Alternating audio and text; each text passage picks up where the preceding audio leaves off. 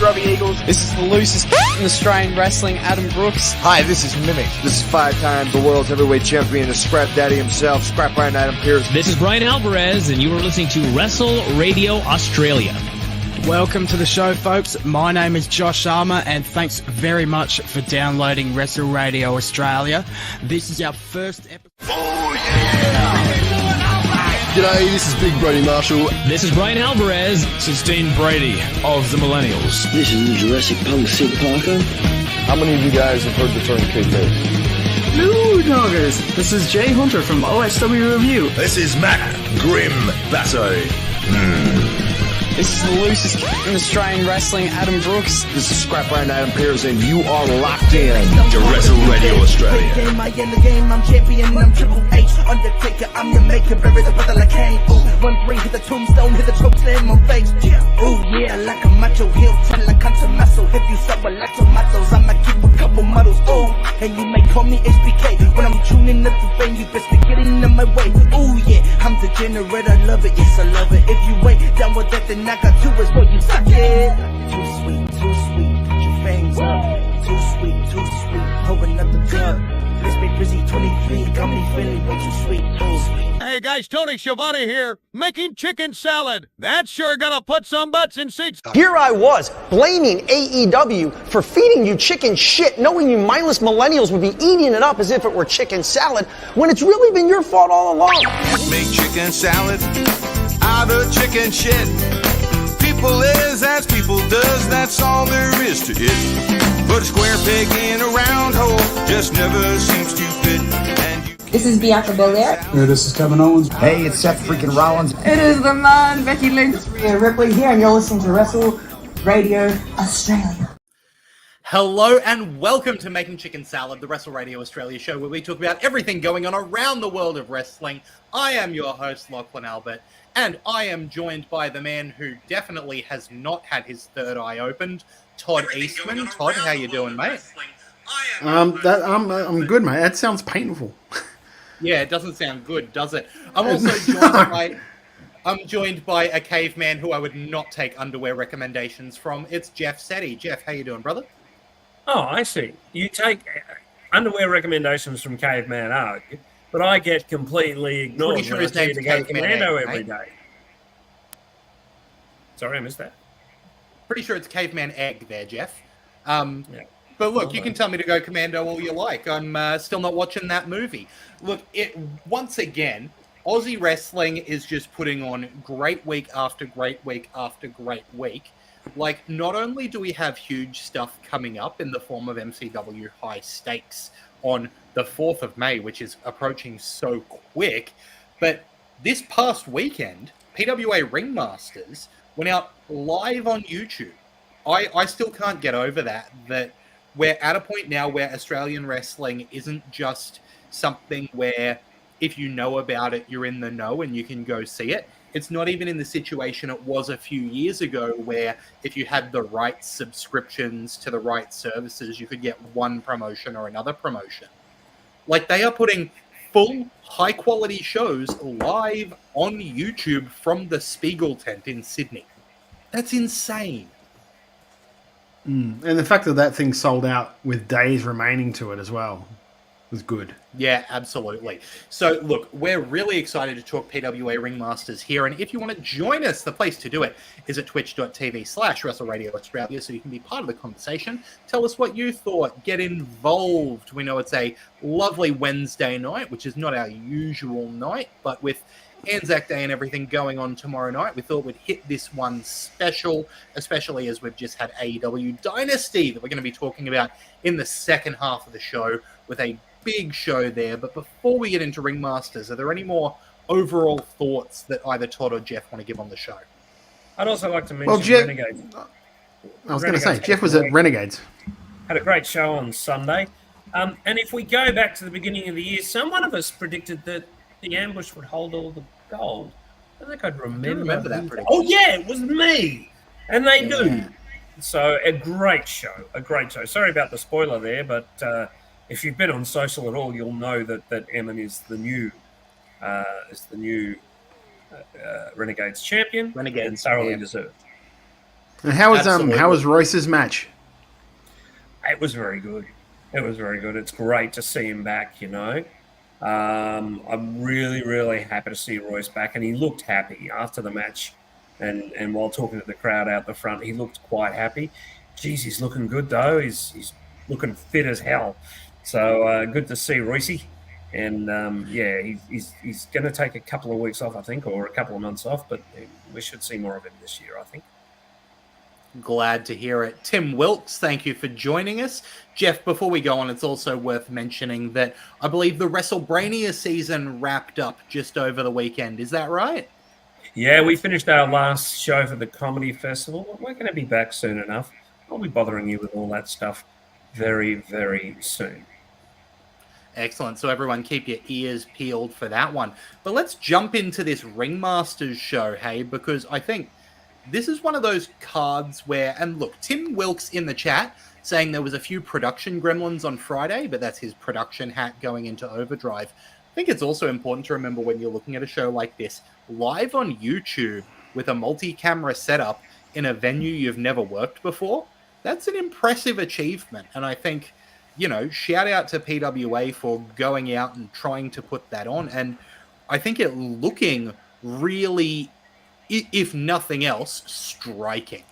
That Spiegel tent was such an interesting looking venue for this show. Yeah, I actually really, really enjoyed that venue, just because it was different. Yeah, I would agree with that. And one of my favorite things for a PWA show is having Unsocial Jordan on commentary because, you know, I've said it before, I'll say it again. I love the commentary team at PWA, and Jordan is just the gift that keeps on giving. Yeah, I like him because he doesn't make anything about himself, and he adds to like, because he could have easily made a lot of Aaron Jake and Bell Pierce's match about him, about them formerly being in SMS and all that. Really, he just sat out and let them be them and just told the story of the match and just added little bits here and there, which I really, really enjoyed. It's a mark of a good color guy that can add in without trying to make everything about themselves. I think if PWA is permanently a three-man booth, it's a very, very strong three-man booth. You know. Yeah, especially while he's recovering from injury. As at now, we don't know how long Jordan's going to be sitting out, and so I think this was really good and a great use of him as well.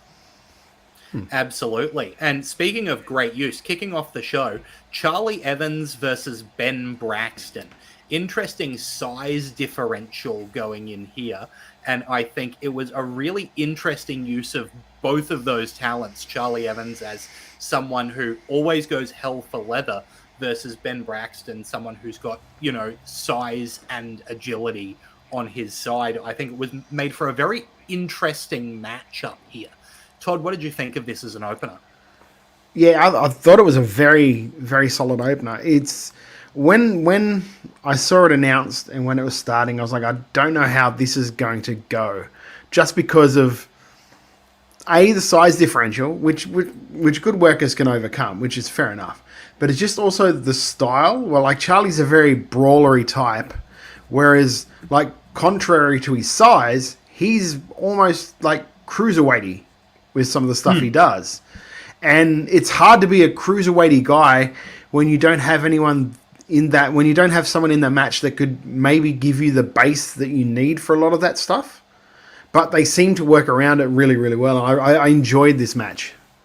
And by the same token of what you're saying, Todd, when you've got someone like Charlie who is a shit kicker, it becomes more difficult to get that across believably when she's trying to kick the shit out of someone the size and build of Ben Braxton. So seeing them have to work around that they're both kind of playing against size, I think was really interesting and a challenge that they both rose to. Yeah, I think so too. I really like this as an opener. I thought this was good, fast moving, lots of action crammed into a relatively short running time. And really, they're both excellent performers. They're both really, really good. So it was nice to see. Yeah, absolutely. Moving on from that, we had a performance from the Backslide Girls, which was interrupted by the Third Eye. Now, there's some bias going on here that I think we mention every time he comes up, but Xander Sullivan is someone who, when I was getting back into local wrestling, was a personal favorite in the Brisbane scene, and I know is someone that Todd was working very closely with in, being that part of the scene. So we've got to acknowledge that we've got strong ties to Xander. I love basically everything Xander does. I think very highly of him. I like his style. And Tim Wilkes says, all praise the Third Eye. Can't agree with you more, Tim Wilkes. I want to like Backslide Girls more than I do. Do you agree, Jeff? I wanted to like the segment more than I did as well. I think it just meandered a little bit. It was nothing that couldn't have been achieved with a video or a backstage segment. I get that they wanted to get them physically on the show, but I think that there were better ways to do it than this. Interrupt an interview segment. This just didn't. There was something that fell short in this, and I can't specify what it was. I don't know if you feel the same way, Todd, but it just didn't quite click for me. Okay, I'm going to probably be a little bit overcritical, but here's my problems with this whole the Backslide Girls thing, right? You've got the three of the... And is it Connor is the third one? Mm-hmm. Everett Connors. Everett Connors, thank you. So you've got the two girls who, when they're doing the thing, they look like they're trying really hard to put this thing over. Then you've sort of got Connor next to him, and Connor just looks like he's taking the piss half of the time with the dancing and the costume that he wore and all of that stuff. Not to mention that they've got a manager in David Streamer who is essentially a heel character, but pretending like he's a... I don't even know if he's not even pretending that he's a face, but he's sort of representing a face-ish tag team by still being a heel. It's just... That's what throws the whole thing off for me, I think. Because, Third Eye are definitely a heel stable. Right? Yes. So it's 100%. We're absolutely placing Backslide Girls as the face part of this. Sorry, we've just gotten a comment from Andy from Bob Vance Fridges. Who Nice says to have you PWA in, has Andy this from... thing. Nice to have you in, Bob Vance from Vance Refrigeration. PWA has this thing where they introduce teams and stories as though we know who and what they are. The Third Eye and Backslide Girls are two prime examples. To be fair, they have been slow. They have been doing stuff with the Third Eye on their socials. So if you've been following their socials, you'd sort of have an idea of what the Third Eye are about. Because I know at least that from Xander's thing, he's been doing those things for a while and slowly integrating the other two guys into it. So I get that, and I because I guess I am a fan of Xander because of what Lachlan said before. I probably follow this more than your average fan, so I sort of knew it. But I enjoyed their stuff. I enjoyed what they did when they came out because they sort of established themselves off from the get, who they are and what they're doing. The same can't be said for the Backslide Girls. I understand what they are. They're like a girl band that's got Connor Everett in there, being not a girl band, just sort of being the mascot and taking the piss. Where they've got a mascot called Rupert, which is a stuffed bear, which is with their manager, who is also a sort of a heel character when he's not with those guys. It's like they said, we need something for all of these four people. Or we'll just throw them together. They'll work it out. That's what it feels like. I don't know if I could be completely wrong here, and it just could be me, just being overly critical. But that's how it feels to me. It just feels like they've thrown people together that they needed to get together for some reason. I think from my perspective, the show would have worked better without this segment. It absolutely would have flowed perfectly. I think the show could have still had this segment. I just think it was very early in the show to have this segment. Yeah, that I agree with. This is almost like a palate cleanser segment. So you'd put it later on in the show after something heavy. you'd bring them out to try and just lighten the mood a little bit because of what the gimmick was and all that sort of gimmick. Well, then you put it in after Robbie wins the belt, surely. That's where you put it. Well, no, 'cause that's when you go to Inter. Then you come back from Inter with those girls, I guess. Or you do it right before the main. Well, they went to Inter after the PWA Tag Championship. Did they? Yeah. Or was it after Robbie? No. I thought it was after Robbie. No, it was after Joker and the Thief. Oh, okay. There you go. I was wrong. I could have swore it was after Robbie. Anyway, carry on. So, an interesting one there. I also think it was interesting to put this segment at this spot on the card, just in general. Right? Yeah. There's so many places it could have gone that was not here. Yeah, Pario Magazine says Robbie was after intermission. Right. But leading into the next match, this was a four-way where the winner receives the number 30 spot in the King of the Metro Rumble, which was won by Will Kiedis over Big Fudge, Billy Preston, and Cherry Stevens. This one, I think, really highlighted Big Fudge, which is something that I am glad they have not forgotten about. I made the comment at Coliseum that I felt like Big Fudge interfering in the Ricky South, what's it called? The title match where Ricky South lost to Jess Troy, that it wasn't quite what I wanted from the conclusion of Fudge and South. And the fact that it is continuing, I think, is really good. Jeff? Yeah, look, I like this match quite a bit. I like that there were elements of comedy, but then it became really serious. I like that Big Brother Billy, came out without any of his entourage. It was just Big Brother Billy. He looked great. He moves really nicely. I see Billy Preston with a big future. He's really, really good. But yeah, I think Will was the right decision to win this, to be honest, because I think that the heat when the regime ran out just got insane. It was good. I enjoyed this match so thoroughly. Yeah, like the story of this match was all the regime and Fudge, because that's really like exiting this match, except for just Kiedis winning it. Exiting this match, all you really remember from it, looking back now, is Ricky South attacking and Backman attacking Fudge. Now, I do have one note that you might not like, but I need to say it. Cherry constantly going for the book, and she did it 3 or 4 times. It's overplayed a little bit. She's been wrestling for about 3 years now. I get the gimmick. The gimmick is wonderful. Bring the book out, refer to it before the match, but then don't go back. It becomes a distraction, and it becomes. Do you think it's like regression, like the character's regressing instead of progressing?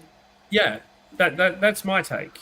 I mean, maybe it's intentional, maybe it's going somewhere, and if it is, then I'll eat my words. But if it's not, then it's a bit of a distraction. It's not necessary. Todd, what are your thoughts on that? No, I completely agree with you. I wasn't even really thinking about that until you brought it up, but you're completely right. One big note I had out of this is that... Sorry to interrupt there, Todd. It's a little bit like Ned Flanders. Like in the first couple of seasons of The Simpsons, he was like a well-rounded character who said diddly after some of his words. And then by the time The Simpsons is on now, his entire character is Jesus freak who says diddly. Right? Yeah. Like I want to see Cherry Stevens. I don't want to see the girl with the book. I want to see Cherry Stevens, the character. And I know that the book is part of that, but there's more there. And I think especially after this much time, she's developed into a really quality wrestler. Right? And Pario mentioning they're already teasing her joining Moretti a la Jim. Yeah.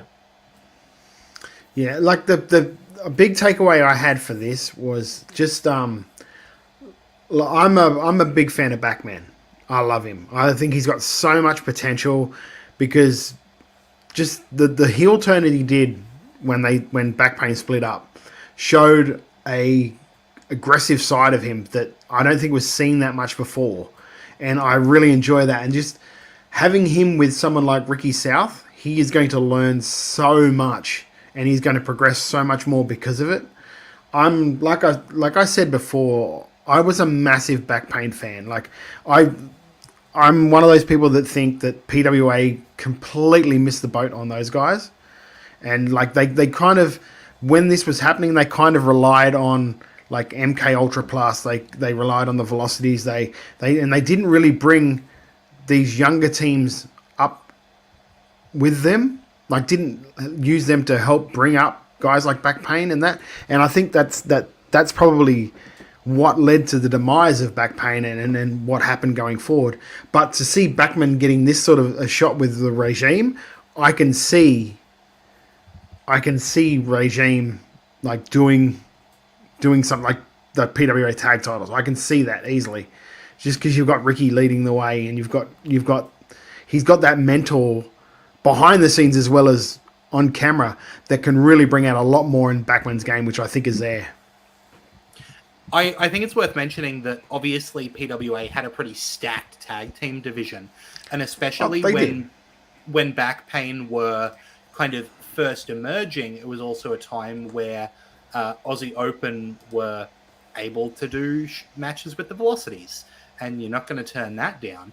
But it was definitely a period where the tag team division could have been a major highlight of PWA, but I think they continued to put on one tag match on most of their shows, rather than building up a wide roster of tag teams, which I know there's only so many matches that you want to put on any given show, but Back Pain were excellent. And you had MK Plus Ultra, and you had all of the versions of the Nations, and you had, at the time, the prefects and whatever you wanted to do.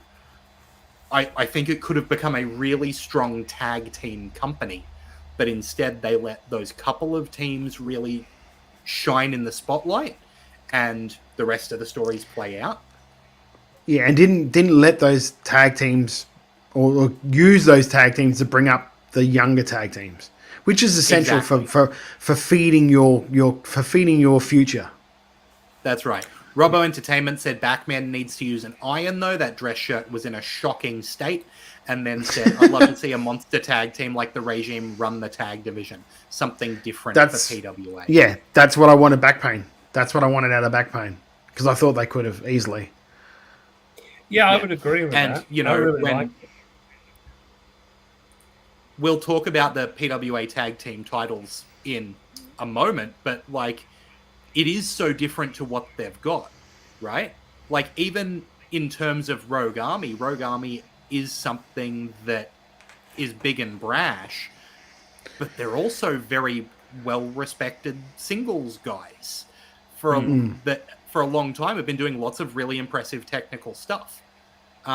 Which, look, it's the next match. Let's get to it. Tag team titles, Joker and the Thief versus the Rogue Army. Joker and the Thief managing to retain those titles.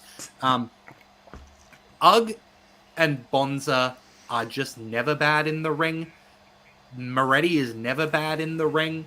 Townsend has really shown that he is a quality performer. There was I don't think this was ever going to be bad. No, hell no.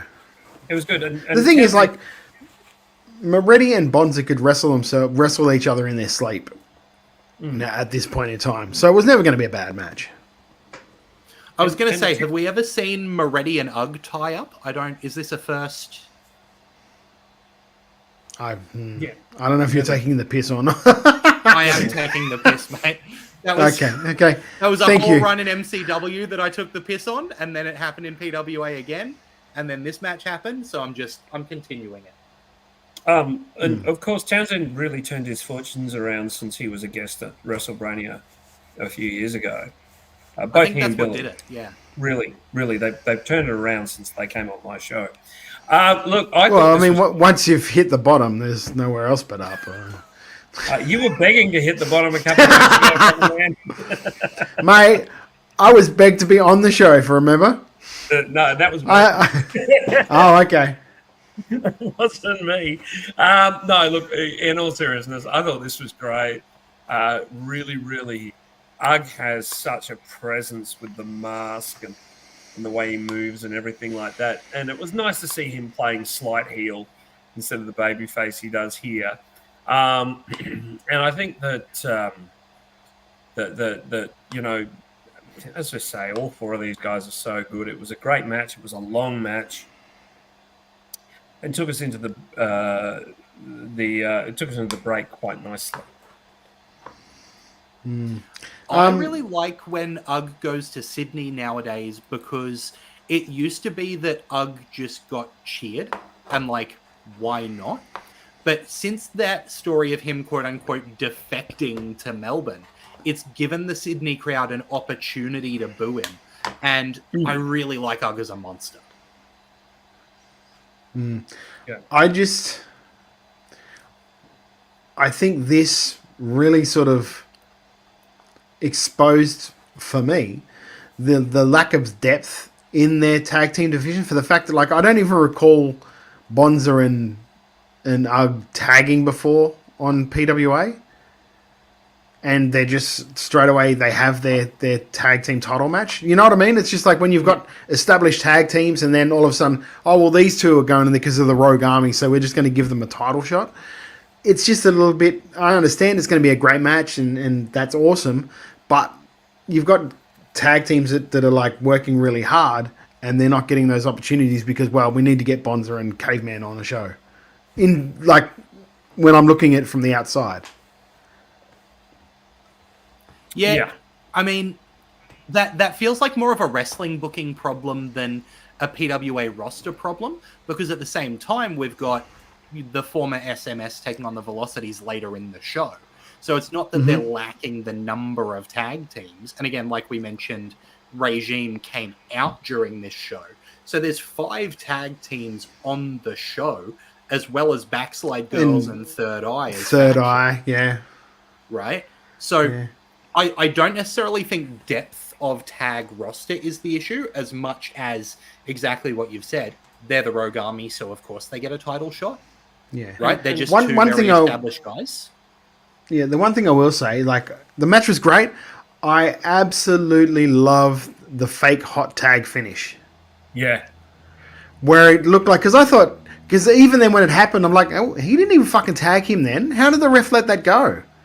And then when it fed through to being the finish, I'm like, that's why. I loved it. I love that. Shit like that you don't see anymore. And that is atypical of the way Moretti plans matches. Like, you're always going to see something different, more than likely something you've never seen before. And that was a perfect example of it. And I loved it. I love that finish. I thought it was so good. Because the crowd bit for it too. Yeah. Yep. And don't forget, I mean, MK plus Ultra were on the pre-show. Osborne and Keita still tag together. One thing PWA do really, really well is they get 2 single stars and they make them be able to tag together. And they give, give the tag team more. Yes, I agree with you 100% regarding back pain. I thought back pain were fantastic. But I think that, and also Charlie Evans and Jessica Troy tag together. So, you can have a tag team tournament with probably 12 teams quite easily. You could put on a one-night tag team special with no problem. Yeah. But, I mean, it's a lot. It's a lot. Yeah, Robbo Entertainment mentioning the finish to the Bar versus the New Day with Sheamus and Cesaro doing the fake hot tag in WWE, which was similarly excellent. So nice to see that finish used again. Mentioning that pre-show with MK Plus Ultra defeating Cosmo Cooper and Suplex. Once again, really enjoying Sue getting a chance to shine. I think the Spiegel tent for Suplex is kind of the perfect venue there. So I was glad to see, It's surprising me that they didn't. I'm surprised me that didn't make the actual main card, just because of how big that they would have popped for her when she comes out for the match. But it explains why from the absolute get-go the crowd were eating everything up, because you will Sue out first would have been great. Yeah, Tim Wilkes saying that he would have liked to have seen Matt Gage in the Spiegel tent. That would have been a good fit. But moving through the card to the, we did talk about the Solar PWA, the tag team title there, Joker and the Thief retaining, but more titles on the line. The Soul of PWA title, Robbie Eagles taking that from the Tuckman by referee's decision. What a clever choice to have Robbie in a not quite face position as the Soul of PWA. Yeah, I love Robbie in this role. I love Robbie as a heel. It's something I didn't think I'd see. He's just so good. Because he's at that stage now in his career where everyone knows he's fucking good. And for him to be that guy that comes out and goes, yes, I'm fucking good. You need to stop me. And I'm not going to take it easy on these guys. This guy's a rookie who I've trained. I might have taught him everything he knows. I didn't teach him everything I know. I'm going to show him what it's like. This isn't playing around here. You're getting a title match with me, and I'm going to kick your head in. And that's basically what he did. I love that. This version of Robbie. Absolutely love it. You know, I honestly think a good referee stoppage, oh, mate, that speaks volumes. The fact that Tuckman couldn't continue. He took everything Robbie had, but he couldn't continue because Robbie had more. You know, the only thing I probably would have done slightly different is that I wouldn't have had that extra PK. No. I think that extra PK, I probably would have added it in after he'd won the match. Yeah. I would have had... wins the match, holds the belt up, sees him getting up, puts the belt down, PK, goes back and grabs the belt again. Yeah. That for me is a little extra touch of arsehole. I agree. I loved him. I loved him putting him in that submission and just kicking his fucking head in. It reminds me of the heel Daniel Bryan, you know, when he stops. And props to Tuckman for selling that so well. So well. Like, even the Tucky sold that so well.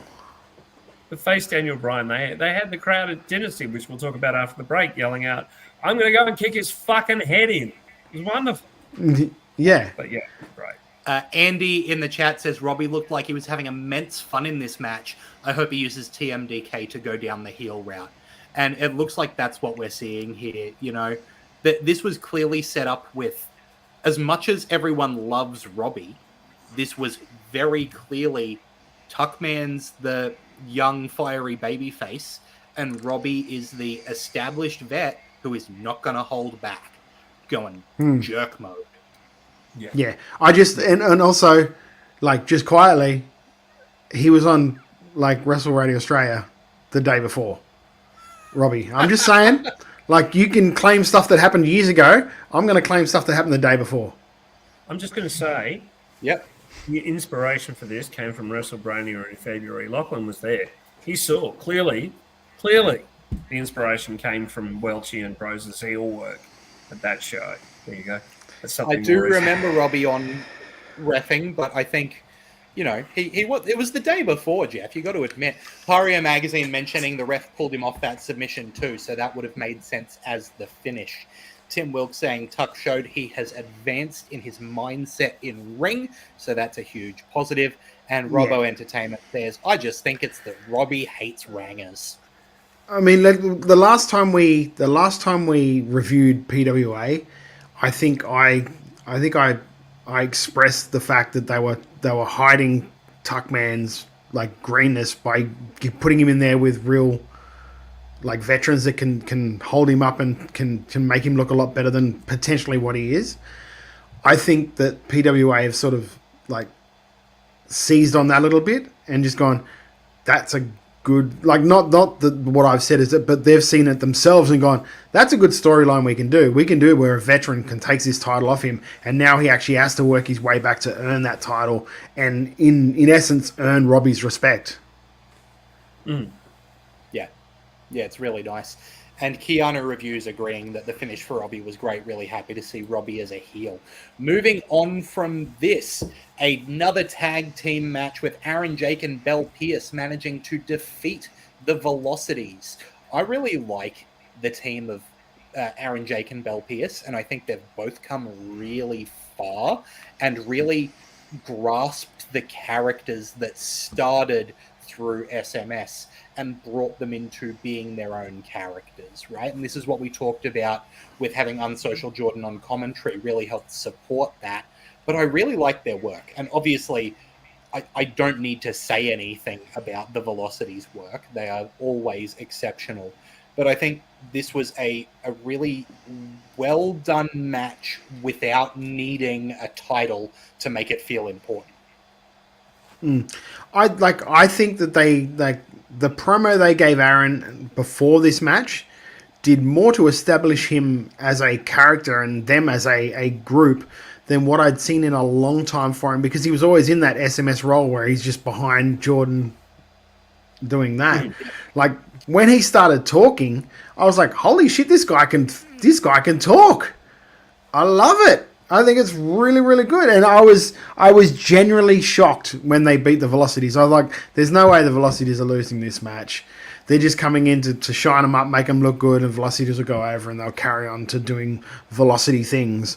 But then to see them get the win is something where it's something where, like, I haven't said it out loud, but it's something I've thought of for a long time. There are a lot of these shows that you see, like a world, say, like, for example, a World Series Wrestling or something like that, where you just see the Americans come in, then generally they always beat the Aussie guys. And if you occasionally have one of the Aussie guys get a win, that means so much more than a Matt Cardona getting, like, for instance, when Matt Cardona put over that kid in Perth, I can't remember what his name is off the top of my head right now. That will do so much more for that kid's career than what would do for Matt's getting another win against somebody in Perth, or getting another win against. Do you know what I mean? Like, there's always things where I look at a card and I just go, I know what the finish is going to be. We'll do Hayden Zenith. Thank you very much, Andy. And Pario, sorry. I feel in some instances it can do so much more for the other talent than outweighs the benefits to the established guy. Just putting him over one time in front of the crowd. Look, I like this match a lot. I really, really like this match. I think it had a unique flow with, Aaron and Belle determined to win, to put themselves on the map. And they certainly did. I like this a lot. I thought it was suitable as your semi-main as well. Yeah, I think this did more for them than the majority of their run as SMS. This one match, this one showing, because it showed their character more. Yeah, like there was more character in that 5 seconds or that minute and a half promo that he cut than I'd seen from him for the whole run from SMS. Yeah, and there's some conversation with Tim Wilkes and Keanu Reviews in the chat talking about how, if you look back over the last few months, the Velocities, they have had a couple of shows where they've managed to get wins. But if you look at the previous big shows, we've either had the Velocities in singles matches, like at the Beer Bash, it was the three-way with Jessica Troy, and we had them on opposite sides of the tournament at Coliseum as singles guys. This is them kind of really coming back together as a tag team and not being successful. So there's an interesting storyline running that way as well. There is. There certainly is. Now, the PWA heavyweight title was on the line in the main event. Jessica Troy retained. As interesting as the build to this match was, I don't think there was much doubt about that, but that doesn't take away from how compelling I felt the story was. I really like Sam Osborne. I think Sam is a great worker, terrific talker. Like, he can talk really well. And this match told a lovely story, of Jess's determination to work that arm and get that hold locked in and collect another arm for her trophy case. I really, really like this, and Jess is so good. And as Tim is saying, the story isn't done. No, I don't think it is either. I think this story's got a little bit longer in it, and it's going to wind up being Sam and Will chasing Jess for a little while, and I think that'll be really interesting. I think you're going to see Sam and Will chasing Jess. Jess will bring Charlie in with her. Charlie's going to turn on Jess, and that's going to be a big feud going forward. Yeah. Oh, yeah. Yeah, that sounds great too. Because Chev's been going on about this is Chev's country. And why wouldn't it be Chev's country if she didn't go for that title? And Chev works great as a heel. Charlie works great as a heel. And I want to add on to that, because this is a conversation that I've been having a little bit. And if anyone missed it, the announcement for the next big show, King of the Metro, is that the main event, or not the main event, because the main event will presumably be the Rumble, but the title match at King of the Metro is going to be Jessica Troy defending against Delta in a rematch of the incredible series that those two had down at MCW, right? So there's inbuilt story there where Delta was the person who was able to take the MCW Women's Championship from Jess Troy. That's going to be a really exciting main event. It feels like we're at a place now where two women can main event for the heavyweight title, and it's the thing that makes sense. The fact that we're talking about we're going to have Delta and Jess Troy main event, and then the storyline we're potentially talking about is Jess Troy versus Charlie Evans in the main event as something that is the climax of a long-term story. The fact that we've been saying for a long time that Australia has the strongest women's wrestling in the world. That's why we're producing talent like Rhea Ripley, right?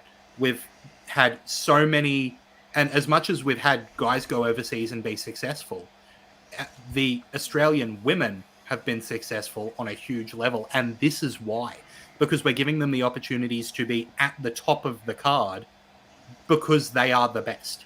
And Jess Troy versus Delta, Jess Troy versus Chevs, those are the matches I want to see.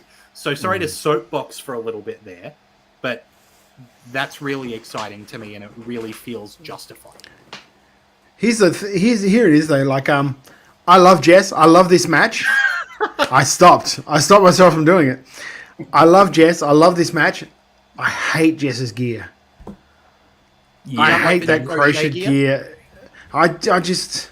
Yeah, I don't. I know it fits with what she's going for, the whole, what's it, the granola warrior or something like that. I can't remember what they called her, but I just, I feel like she keeps stealing my Nana's doilies and decides to go and wrestle in them. It just doesn't. Yeah, I understand what she's going for. And it's a personal thing. It doesn't really... At the end of the day, it really doesn't fucking matter what she wears. She could wear a bloody gunny sack and go out there and still be the best wrestler on the card.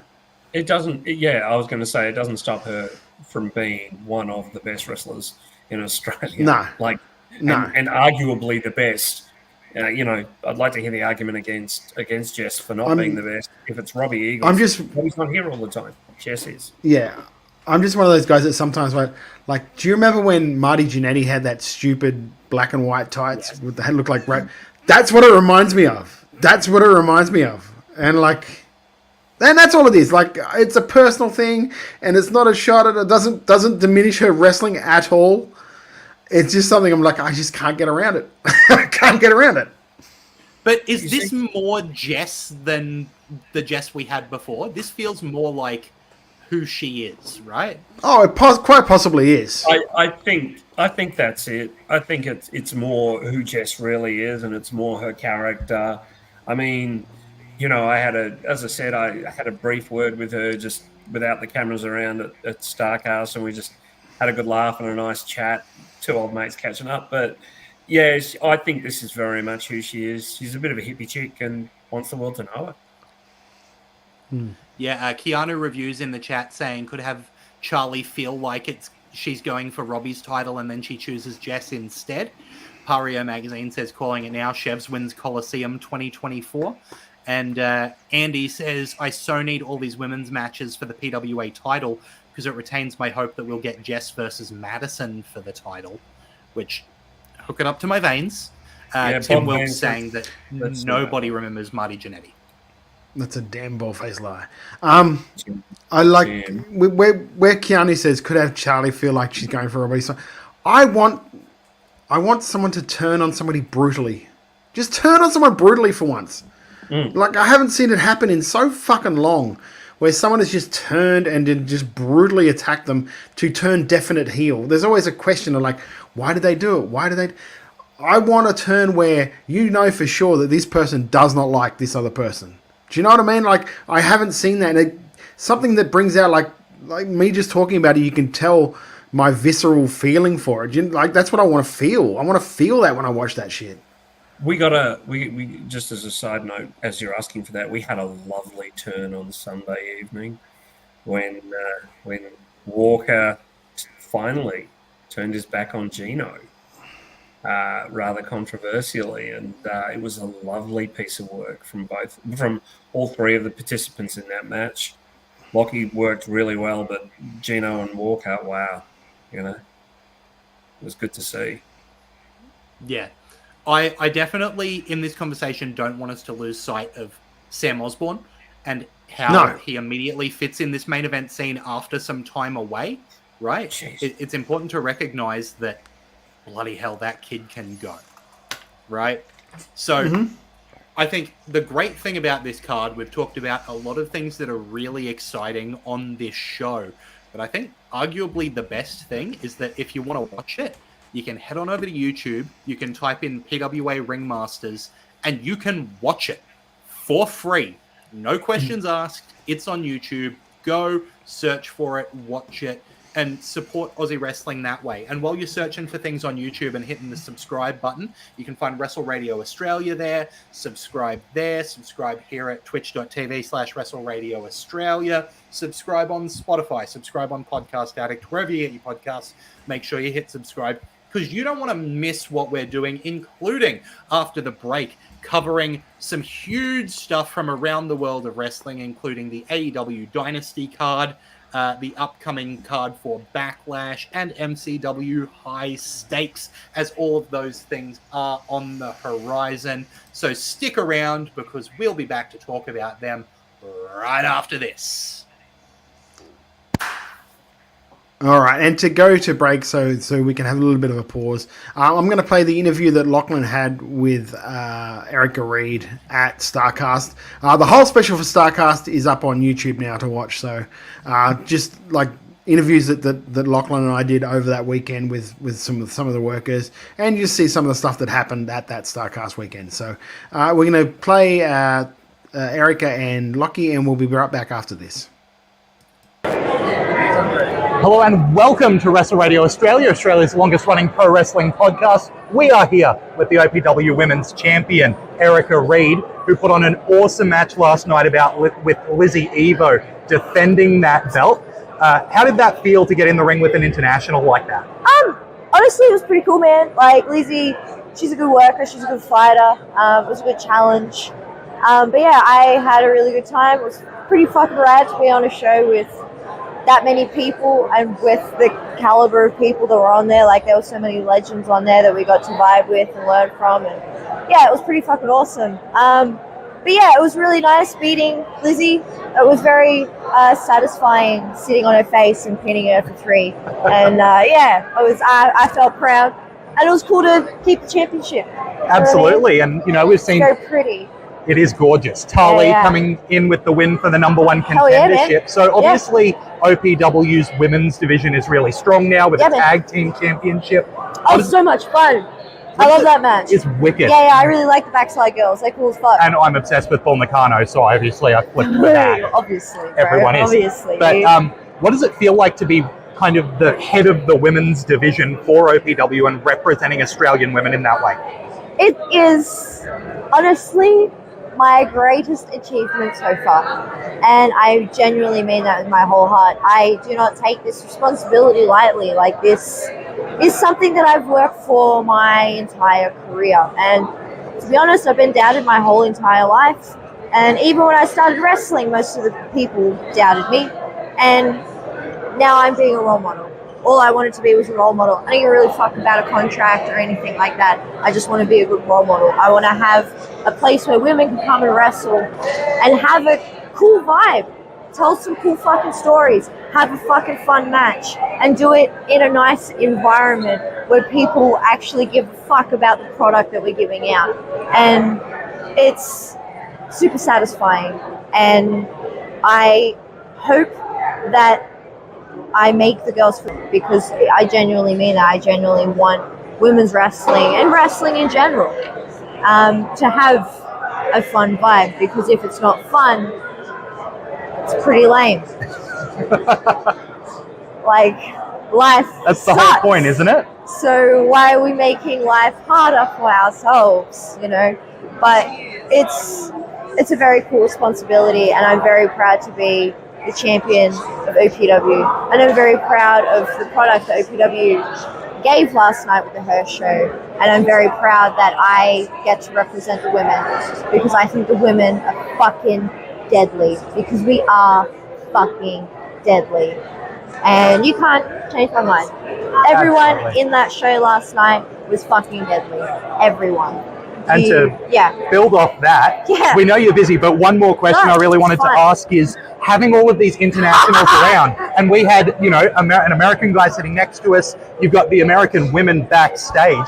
What's it like to be able to represent your culture to all of these people who might not be familiar with these traditions at all? I got the coolest story for you guys, yes, bro. Bring Okay, it. So, right, let me set the tone, okay? It was Thursday lunchtime, all right? Thursday lunchtime. This mob told me, we're doing a smoking ceremony. I'm like, brother, I'm there, right? I'm fucking keen. So we go down, it's in Ballarat, and Bret Hart, Gangrel, Victoria, Mickey James, Lizzie came, bless her. Like a bunch of the internationals came, and I was there, and I was, you know, ready. I was in my cape, I had my feathers, I had my paint on, and I was ready to fucking say g'day to my ancestors. And they came, and I got to show them, not me, I didn't do the smoking ceremony, it was an elder of the Wadawurrung country, and they did a fantastic job. They were doing the welcome and the smoking, and it was honestly one of the most coolest things in my life. Like, brother, in the 80s, right? In the 80s, if we was to do a smoking ceremony, I would have been arrested and they would have been arrested. The fact that I got to do a smoking ceremony with Bret Hart and Gangrel and Mickey James and Victoria and show them my culture that would have gotten me jail time for not that long ago, it's the coolest achievement. And I got to be champion, and I got to smoke my belt, and I got to bless my belt, and I got to show my culture what the achievement that I've done. So it was rewarding, and so that was the highlight for me, man. Like, I love wrestling, but to be honest, showing them that and getting them to experience that and getting them to explain to them why we do it, they loved it. Like, they had so much fun, and it was the coolest way to meet these people. That was my first interaction with them, was to show them my culture, and it was like, fuck yeah, man, this is what we're about. So yeah, it was rad. Well, thank you so much for being here and chatting with us and representing Prehistoric Death Cult anywhere you are. So there we go. Prehistoric Death Cult. Join the cult. All right, join the cult. Thank you so much, Erica. Have a good thank one. you, bro. Over, man. Of interest, when Erica was telling the story about the smoking ceremony, there was a gentleman in the red shirt, a bright red shirt, who stepped behind her. That gentleman is hearing impaired, and he was running around showing people signs and just explaining how much the weekend meant to him, and it was wonderful. It was just wonderful. I had several interactions with him, and he was just the best. So that alone tells you how important that weekend was. That was a really good interview, Lachlan. Thank you. I I was so happy doing that. I've been a fan of Erica's since. Well, put it this way, I have been a fan of Erica since before I was coming to Queensland wrestling shows, because I went down to a BCW show because they'd gotten a bunch of Lucha Underground people, and that was enough to get me to fly to Sydney at the time. And Erica was on the show pulling triple duty on that show, and I just, like, it was so cool to go from that to being able to interview her and having that interaction. What a cool person. And, like, I know we talked a lot about how much we enjoyed StarCast.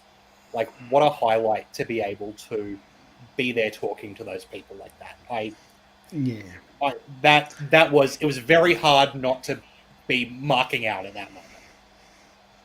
I will say I'm glad that because on the day you were almost just wanted to do the camera work and just have me go and talk to everyone. I was like, no, you do it. You need to learn to talk to people, Lachlan. Yes. But you did so well. Like, you interviewed her, you interviewed Aishi, you interviewed Jess Troy. Really, really good interviews. I think, like, I commented to you offline, or online, but offline, about it, is that, like, the one thing that sticks out to me is that you're really good at doing the short interviews. I can't do that so much. I'm terrible at it. Like, all of his interviews went a nice, neat, like, 3 to 5 minutes. My one interview with Rick goes for 11 because I just can't shut up. And I don't know when to wrap it up. So you're really good at that stuff. Thank you. I appreciate it. I mean, the fact that they're short may be something to do with the fact that I was intimidated by wrestlers I'm a huge fan of, who are also extremely beautiful women, in the middle of a busy convention center, and I'm stressed out. I was going to say, though, you did the perfect thing, because, like, it's in the middle of a convention center. There are fans there that want to meet these people. So, like, us taking 10 minutes out of their day, it's probably not the best thing for them, not the best thing for the fans that have actually paid to go in there and see it. So, like, you did the best thing possible. You talked to them for like 3 to 5 minutes, in and out. You got the job done. You did well. You didn't ask, like, dumb questions or anything. Everything was, like, really thoughtful, especially, like, just getting that story out of Erica is just the story that I don't know, like, she told, like, Nick, and I know that Nick's, like, friends. So it's a story that she tells friends about it. So, and the fact she was so excited to tell it was amazing. It was a great interview. Yeah, I was really impressed with that. Yeah, and Erica is just phenomenal. Talk about someone who is pure charisma, right? So, like, that was a very special moment there. And our lab mics was definitely the right way to go, because I don't think it would have worked using other mics. Because what you don't know is that place was really loud. That place is really loud. So I was so very shocked that they worked so well in the end. I could barely hear Erica doing that interview. Yeah. Well, that's good then. I'm glad that they work. Yeah, that was fantastic. Should we get back into it? I mean, unless you want to say anything controversial before we do. Should I reveal that I've had marijuana? What? No way. That's not really a fucking reveal, bro. It would have been more shocking if you said I haven't done it tonight. It's not going to happen. Not going to happen. It was very echoey in there, Jamie. Really. Yeah. But what I said to you guys off before we get started, what I said to you guys offline, I'll say it here because, again, it's just the core group that listen to the show and they watch the show, watching this. If we were to do this again, if we do StarCast again, that special would probably be a lot different. I will go around and we will talk to all the... It wasn't until after I was cutting it together, I'm like, why didn't we talk to that person? Why didn't we talk to... I want to talk to the vendors. I want to talk to, like, Jamie. I want to talk to the guy from Junk Shop. I want to talk to the comics guy. The belt guy. The belt guy, I would have been in trouble because I would have probably tried to talk to him for 20 minutes. And he probably would have been very happy to do it because he seemed to love a chat. Yep. He was lovely. So that's something that the next time, if we ever do this again, we will definitely be doing that. We'll definitely be highlighting the vendors more than we did in this one, where we didn't really. There was like a couple of clips of when like I got the big gold and the US title when he did the big close up videos for us. I put that in there because I thought that was brilliant to see. And yeah, but if you want to go and see that whole special, if you haven't seen it, it is up on YouTube, so you can go and check that out, the StarCast special. And in case it's not clear, I mean, I think basically everyone in the chat was also at StarCast. But anyone who wasn't, it was a good trip. It was good stuff. And yeah, it was a good trip. And thanks, Todd, sincerely for putting a couple of moments of what was a very entertaining WrestleBrania in there. Really appreciated it. Yeah, you've got physical evidence now that Jordan and Grayson that were on your show, mate. Oh, we had that physical evidence a while ago when they cut the promo for us. Yes. Also, Lachlan, I didn't notice this, but like, when I watched the thing back, because I was talking, because Bros was the one who gave me the footage to be able to put into it, and thank you to Bros for doing that for me. Did it very quickly, so thank you very much for that. I didn't realize that he pretty much headbutted you straight off on that top stunner. of it. Yeah, I don't know if you get to look at it again, Jeff. But the next time you do, have a look where Bros bumps, and he bumps pretty much back of his head straight onto Lachlan's head. Ooh, yeah. Geez. Oh, yeah. It was hard too. Yeah. Man, I guess what happened to me during the week was one hard drive completely died, and it was my hard drive with all completed shows. So I've said to Bros, send me all the completed shows. So it's not that it's not recoverable. Bros has got them all. He'll send them to me, but it's just frustrating. Oh, yeah. Of course it would be. The worst thing of that weekend was that I didn't know that stunner was coming, so I didn't sell the kick at all. That's the bit that breaks my heart. You got to watch the kick, brother. You always got to watch for the kick. That's how they get you. Oh, man. All right. Ready to kick back in? We'll do Dynasty? Yeah, let's go. Yeah. Welcome back to Making Chicken Salad, the Wrestle Radio Australia show where we talk about everything going on around the world of wrestling. And speaking of around the world of wrestling, there was a show that kicked off with a Continental title match. Well, the main card kicked off with a Continental title match, at least. That's right, it's AEW Dynasty, well known for having the longest cards around. And they kicked off with Kazuchika Okada defending his AEW Intercontinental title against Park. I mean, again, like, it's the disappointing thing to me is that that's just a match that kind of happened, right? Yeah, and he's been in the company how long? Yeah, a month. You've got. If you had told me 3 years ago that match was happening, I would have just about shat myself. But instead, it's the opening match of a really long card, and I remember it as another match that was on there. Yeah, Tim Wilkes in the chat saying Dynasty may still be going. Yeah. Yeah, but here's the Vulcan. It was a great match. There is no doubt this was a terrific match. The ending was so fun. I really like the ending of this. I like that Okada went for the Rainmaker pose and then just flipped the bird at the crowd. I like that he's doing stuff like that. Can someone teach him how to do it? Yeah. Like that's not it. That's your dad doing it. That's your mum doing it when she's never done it before. When you say something smart to her, and your mum goes, "Well, you know what? You have one of those. You have one of those." You're like, "Mum, you don't even do that right." Gotta get some attitude in there. Yeah. Well, no, it's bent. You get the bent fingers. It's not fucking like that. It's that. Come on now. It's a fist with the one. Exactly. It's an Austin thing. Come on. Or you do the side thumb is acceptable as well. Like yes, side thumb is acceptable. Yeah. It's acceptable. Anyone got any other suggestions? Nicolia said Okada is on a paid holiday. Good on him. Yeah, well, yeah, pretty much. Yeah. Like, it was a great match. It was a great match. But I think this has to be the first time in recorded history that anyone has been beaten by just one Rainmaker. Yeah. Yeah. But it was good. Poor Park. Anyway, the next match on the line was six-man tag action with Brody King, Buddy Matthews, and Malachi Black. The House of Black taking on Adam Copeland, Eddie Kingston, and Mark Briscoe. And the house always wins. Them coming out on top of this one. Thrown together other side is the feel. Like, again, there's nothing bad about it. But, like, Kingston, Briscoe, and Copeland just feel like the faces that were left over to go against House of Black. Very much. Very much. I would agree with that. I mean, Eddie is still so over. Like, he's so incredibly over. But if you look where he was even 3 months ago, 6 months ago, beating Moxley in a great match at World's End, and now he's kind of just there.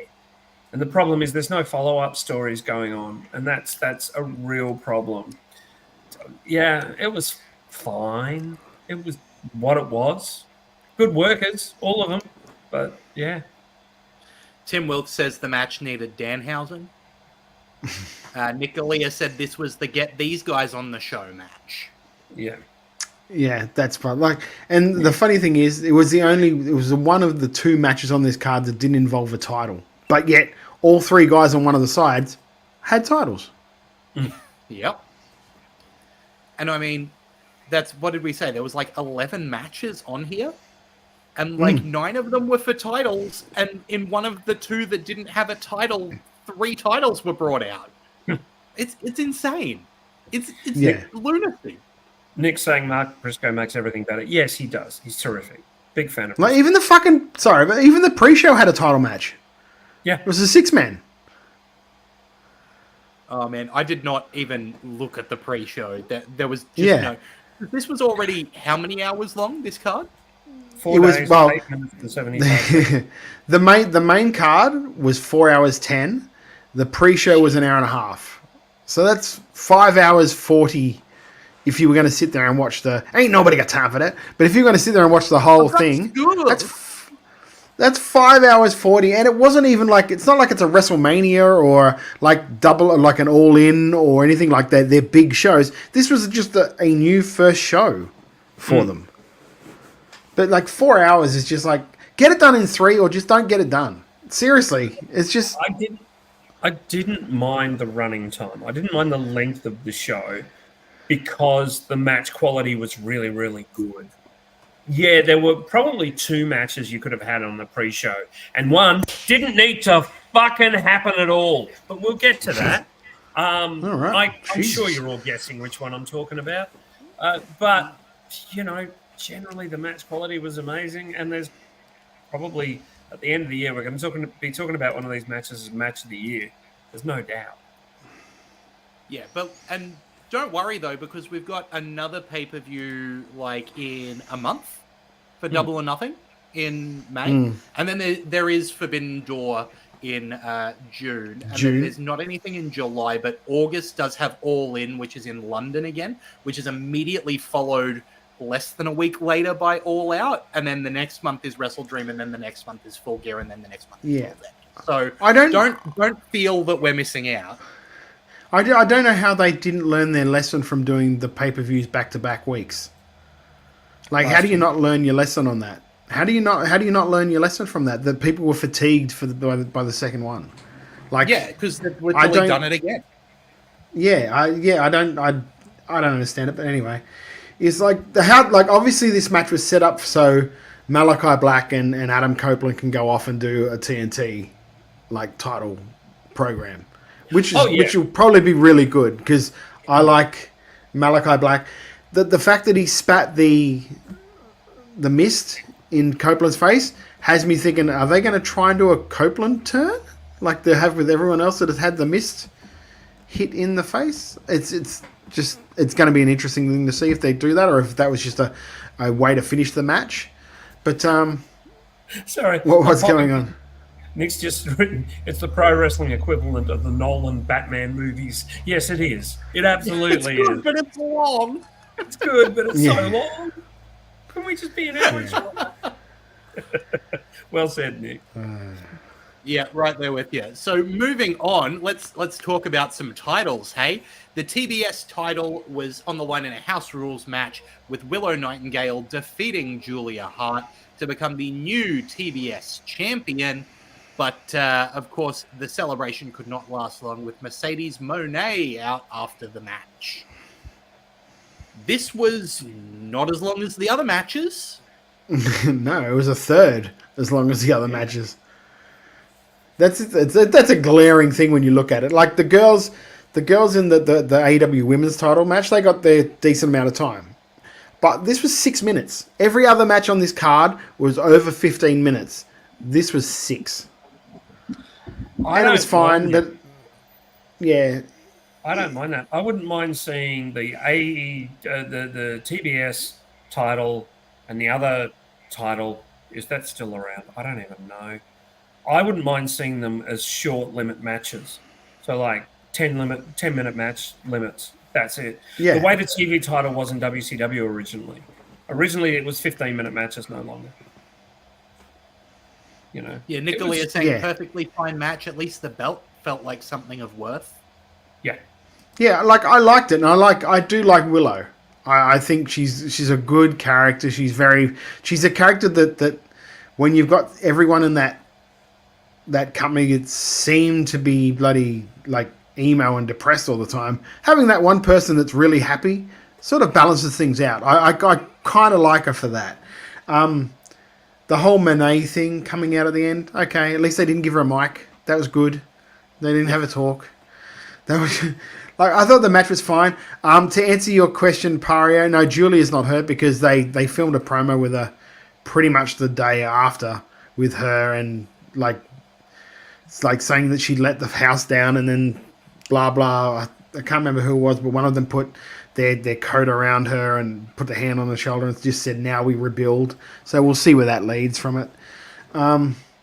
I thought it was a good match. I thought it was good for me because it wasn't so fucking. I'll be honest, it wasn't so fucking long. Every other match, it was like, well, this is going to go forever. I like this match. I like that. Yeah. Speaking of, the AEW International title was on the line for over 17 minutes, with Roderick Strong retaining over Kyle O'Reilly. Strong and O'Reilly know each other pretty well. This was good.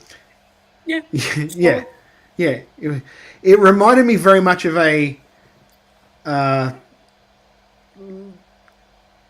early to mid TNA like Impact show, like pay-per-view match. Is what I remember. They're both a really, really solid match. It was exactly what I expected from these two guys because they're fucking pros. They're so really good. I think they really hot-shotted getting into this match though, from like O'Reilly coming back to the company. I think they really hot-shotted it to the fact that they couldn't even wait for Cole to come back to really add that third thing in there, and Cole sort of just acted like O'Reilly wasn't even there when this whole thing like happened at the end. I didn't like the fact that Wardlow came out and basically did nothing. He stood in, got distracted by the ref. The ref really didn't get overly distracted because it didn't really affect the match in any way because it still went for another 2 or 3 minutes afterwards. And then Roderick pretty much won cleanly over the face. I really liked the rhythm of this match. Like it started scientific and then it just built and built and built and became something quite extraordinary. As you say, they're two excellent workers. I like it. I like what they did. I don't think this is over. I think this is going to continue. No, I'm quite happy. I like what they did. I just think that the finish should have been Wardlow doing something to affect the finish. Like, why have him out there if he's just going to go out there, distract the referee for a second, but then carry on the match for another 3 minutes, and then the heel wins anyway by just like a clean victory. I've no idea why they did that. No idea what that was. If it was just to get him out there so you could have Cole like mean mug him when he walked down, because they're already starting that tease now that Cole's walking again. By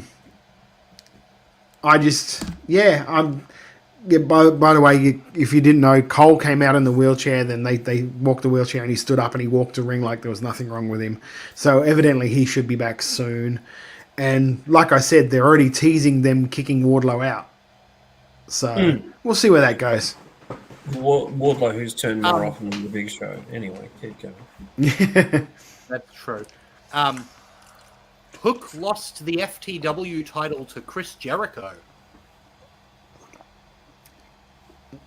Moving on. Yep. Okay. Look, do you know the worst thing? Do you know the worst thing is? Jericho knows how much people don't like him, and he's trying to turn it to heel heat, but it's just not heel heat; it's go away heat. To the fact that, like during this match, you could literally hear the crowd chanting "Go home, Jericho," and they weren't telling him to finish the match; they were telling him to go home. You know what I mean? It's just, I think he's like, all his little tricks have played out now, and he's trying to play it off like, no, I'm working the crowd. No, the crowd don't want to see you anymore, Chris. Like, how can I miss you if you never go away? Go away. Go on a tour. Go and play with Fozzy for a bit and come back. Nick D'Elia says Chris Jericho is everything he complained about in WCW, except the old guys in WCW were entertaining. Nick D'Elia also says, fuck off, you bloated Dr. Roxo-looking motherfucker. Andy says the response to Jericho in this match was savage. He's forgotten how much he used to gain by going away and letting us miss him. Tim Wilkes says, it's a fake title. Why is it being treated as legit? Taz should just take it home. Alex Fireheart says they saw a clip that had people chanting, please retire. Look, Tim, I think this belt has to be part of AEW because they just don't have enough titles. Enough belts. So I think this one has to be. Look, this was by far one of Hook's worst matches. And they've been really careful in the way they've booked Hook. They've been really careful in the way they've protected him. Much like we talked about with PWA with Tuckman.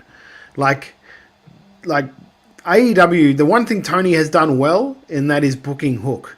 Because he has always protected him, always put him in there with guys that make him look protected him and made him look better than what he probably has the right to be, being he's so green and not really had that much experience. I agree with you in everything except for the fact that I skipped this match and couldn't give two cups of fuck about Jericho. As much as I like Hook, I never want to see him on my TV again, and he should fuck off as quickly as possible. Enough with the Jericho cruises, enough with the other bullshit. No one wants you in this company. No one wants you in WWE. Fuck off. Something we can be a bit more positive about. Tony Storm defeating Thunder Rosa to retain the AEW Women's World title. Well, this was a really good match. This is a really good match. Yeah, agreed. The build for it was good. The reveal when she took the mask off and she didn't have the face paint, like this is who you're facing. You're not facing someone hiding behind face paint. I love that. That popped me when I saw that. I was like, oh, this is going to be really good. They threw a little bit of Mayo in there at the end with Donna Purrazzo coming in and that sort of stuff. But like, I suppose when you're going to even the odds with that, then you have to do it.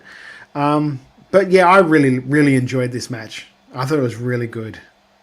I agree completely. They beat the shit out of each other. They absolutely beat the piss out of each other. And it was wonderful. It really, really was. They're both so good at what they do. Timeless Tony Storm's going from strength to strength. They need to actually turn her face pretty soon for two reasons. One is the heel run is almost done. And secondly, she's getting as loud a pops as anyone else on the roster. Time to turn her face. But aside from that small complaint, a smart match, a match with a fun ending, really good. Really like this. And it's a good reminder that Tony is not just the gimmick, right? The gimmick is awesome fun, and she's doing a great job of it. And as Pario says, Tony's press conference was great too, always is, but she also has it in the ropes.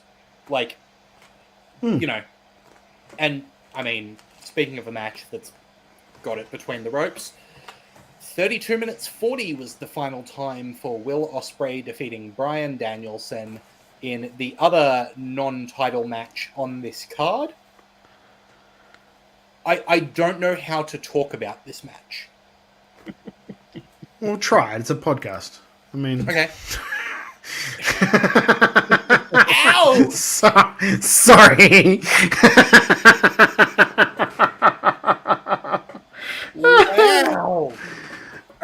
Oh dear. Very well This said. is Bryan Danielson's last year of Popped wrestling. myself. He has somehow saved the best for last. This is Will Ospreay is obviously one of the best in the world. This is going to get at least 6 from Meltzer. This was really, really great. Now, for me, I marginally preferred the Wrestle Kingdom match with Okada. But that's like saying, I like triple cream brie as opposed to 2.5 cream brie. This was just brilliant. Like, there was no way this was going to be anything but brilliant. It played into it made both of them look good. Bryce Remsburg was terrific as referee. I just love this, every second of it. Terrific stuff. Let's, more of this. Give us more of this.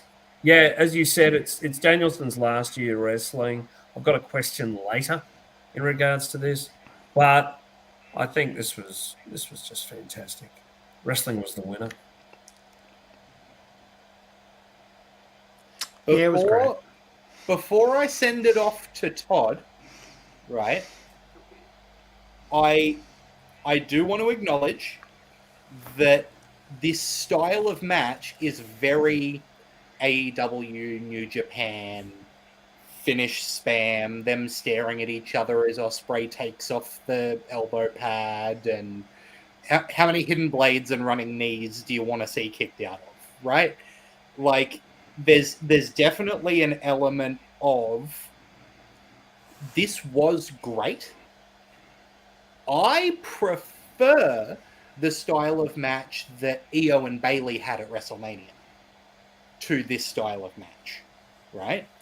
I fully recognize how good and technically masterful this match was. I think it was a really, really, really good match. This is probably not going to be my match of the year, right? As much as I enjoy that style, and I think this was it done at its best. I'm sorry. Tim Wilkes just slammed Tim you. Wilkes, you're a genius. Tim Wilkes said, you also think Cody is a heel. Thank you, Tim. Todd, have you got any thoughts? Look, I echo your sentiments. I thought it was an amazing match. I thought it was great. I'm not like as blown away as obviously everyone else is, and maybe that's just a me thing, and that's cool.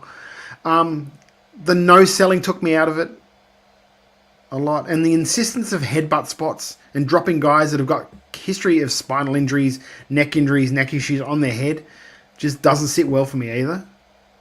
Like, stuff like that. When I saw the spot where Danielson and Ospreay just started like ram headbutting each other, I was just like, you don't have to do that, guys. And I know you can do all the moves. You don't have to do all the moves in the one match. Do you know what I mean? It's just, there were a couple of scary bits there. There were a couple of scary bits there where Danielson hit something off the top rope. I can't remember what it was, and just looked like he crunched himself on the ground there. And the referee didn't even check on him, which made me a little bit worried too, because again, the guy's got a history of neck issues. And then they played that finish that they played where he just was like, they took him back to the trainer's room and all that stuff. And I understand it's all that stuff. Just that sort of stuff just took me out of it. The no selling especially just takes me out of it a little bit when it comes to it. And I fully accept it. It's an amazing match. And these two guys are two of the best technical wrestlers in the world. There's something missing there for me. I don't entirely agree on one thing. You just said these two guys are two of the best technical wrestlers in the world. I think Ospreay is an incredible acrobat. All around. Danielson is an amazing technical wrestler. And there for me is the difference. I did enjoy this, but I thought the Okada match was better. Bob Vance is saying it was actually the safest Tiger Driver 91 I've ever seen. I wasn't really able to buy into any of the injury stuff because we've seen guys walk away from much worse versions. Yeah, I would agree. I was worried he just suffered a stinger. But here's the thing: don't fucking do it. Just don't do it. Yeah. Oh, this was just don't do it. You've got 1,000 fucking finishes. Yeah, Ospreay has said he's retiring the Tiger Driver after this. This is the way to get him to retire it. Like, he's got fucking Stormbreaker. He could have done Stormbreaker. That's a fucking great finisher. Hidden Blow. Awesome. Great finisher. Don't need the other one. Don't need it. But he did finish it with a Hidden Blade too. A Hidden Blade came after the Tiger Driver. Of course it did. Because you can't fucking hit... You had to hit 100 more moves. He hadn't hit his spam yet. Anyway. Yep. I like the match. I have no... Like, the match was great. I just don't think it was as good as what everyone's saying. I'm not, like, throwing my underwear at the stage. I'm not... You know what I mean? It was match of the show. Like, I preferred... if we're talking all over matches, I preferred Okada and Omega at Wrestle Kingdom. I preferred that. And it was a longer match. But they told more of a story, and they sold more, and they looked like they'd been through a war at the end of it. These two, there was a lot of no selling, and that takes me out of it a lot. Like, it's cool you can do all the stuff, but, like, try and sell that some of it hurts. Because if you sell that none of it hurts, then why the hell do I care that you're getting hit with it? Again, that's me being old man, and I apologize. This is something I've realized that recently, and I know that this is going to be another Cody as a heel thing, right? They're almost too good for me. There's no sloppiness or dirtiness to what they do, and it makes things feel like, you know, it's like Jeff was saying with, you know, Ospreay being an acrobat, right? Some of the things they do just seem so perfect that it doesn't look like wrestling. And I'm not going to get, you know, oh, this isn't wrestling. Wrestling needs to blah, blah, blah, blah. But it is very smooth and very clean. And sometimes I want a little bit more of that scrappiness, you know? Yeah, I understand. Andy says, I audibly yelped for the spot at the end where they faced off and Ospreay hit the elbow before Danielson hit the knee. That all or nothing moment was an incredible culmination of storytelling. Those are the parts of the match that I really enjoyed. Fully agree with you there, Andy. And Flavors of Ice Cream says Tim Wilkes, as we always say. Moving on. I thought it was great. Sorry. That's it. Yeah. You know. Yeah. The AEW World Tag Team Championships were on the line in a ladder match as a final of the tournament to crown new World Tag Team Champions. FTR versus the Young Bucks. The Young Bucks managing to win after interference from Sting. Oh, it's not Sting, it's Jack Perry. The scapegoat, Jack Perry. Yeah, removed by security. He was trespassing. Anyone? It was the first... I'm no huge fan of CM Punk. I'm not an amazing fan of CM Punk. I think he's a good wrestler. I think sometimes his mouth gets him in trouble, and he'd be the first person to say that. I think sometimes he's over-opinionated. But saying that, if I never see Jack Perry again, it'll be too soon.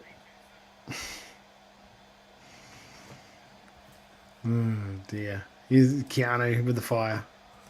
Yeah. Jack Perry is great. I love this match because I love the Bucks. Well, we can't all be good. Someone clip Todd saying that, please.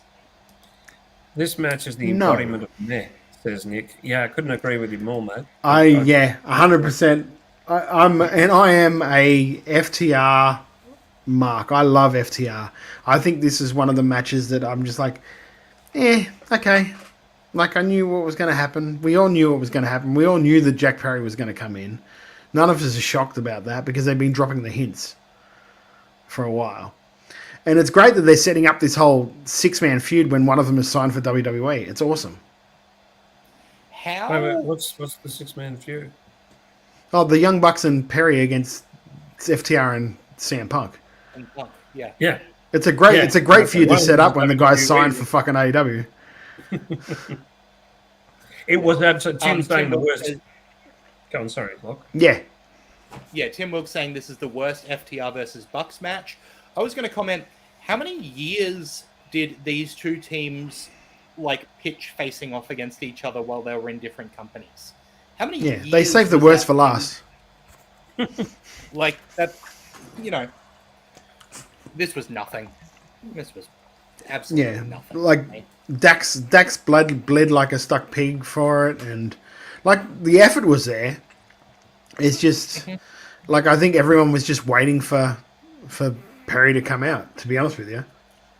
Yep. I think it would have been a better match live than it was sitting and watching it on TV. Or maybe, as fans, we're a bit tired of the whole CM Punk thing. You've played the footage. 100%. Fuck off. No one cares. And do you know what the worst thing is?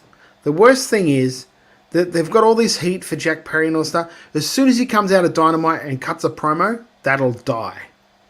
Mm-hmm. Because he can't cut a promo to save his life. For a guy whose dad was a fucking actor, he is horrible at this. Yes. Moving on, though, let's talk about something a bit more positive. AEW World Title match.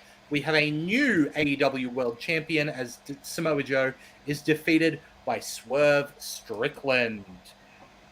We were saying it had to be Swerve's time. If it wasn't now, it was too late. So Swerve, new champion. I'm thrilled to see it. Jeff? Yeah, I would concur with that. I thought that this was a really nice match. They both got a lot of offense in, and Joe lost clean as a sheet. He did not. There was no foot on the ropes. There was no, otherwise interference. It was a one-on-one match, clean as a sheet. I love seeing that in a championship match. I think that's really good. That's not a knock on the WrestleMania. On the WrestleMania main event, that was a lot of fun. But sometimes you love to see a one-on-one match where the champ loses clean as a whistle. It was really good. Yeah, but that's what that match was supposed to be. You know what I mean? The WrestleMania match was supposed to have a lot of fuckery in it because they built the fuckery for 2 years. Yeah. So it had to end with a lot of fuckery. This was just the two guys facing off against each other, and over the weeks leading into it, they'd really been building up that intensity where it had to be just the two of them. And if anyone else had gotten involved in it, it really would have just been like taking a giant shit on what they'd been doing for the last month. Especially because a lot of the build, even with previous matches, involved, having... what's Cowboy's name? I've forgotten his name now. There's too many people with the same name. Page. Adam Page. Thank you. It was, this weird Page getting in the way of Swerve, getting his opportunity thing. So if you have someone make this not clean, all of that is wasted because it's exactly the same thing again. So I'm really glad we didn't get that, and we get to see... Yeah, I've been saying for a long time, Swerve is world championship material, back since he was Killshot, so it's nice to see.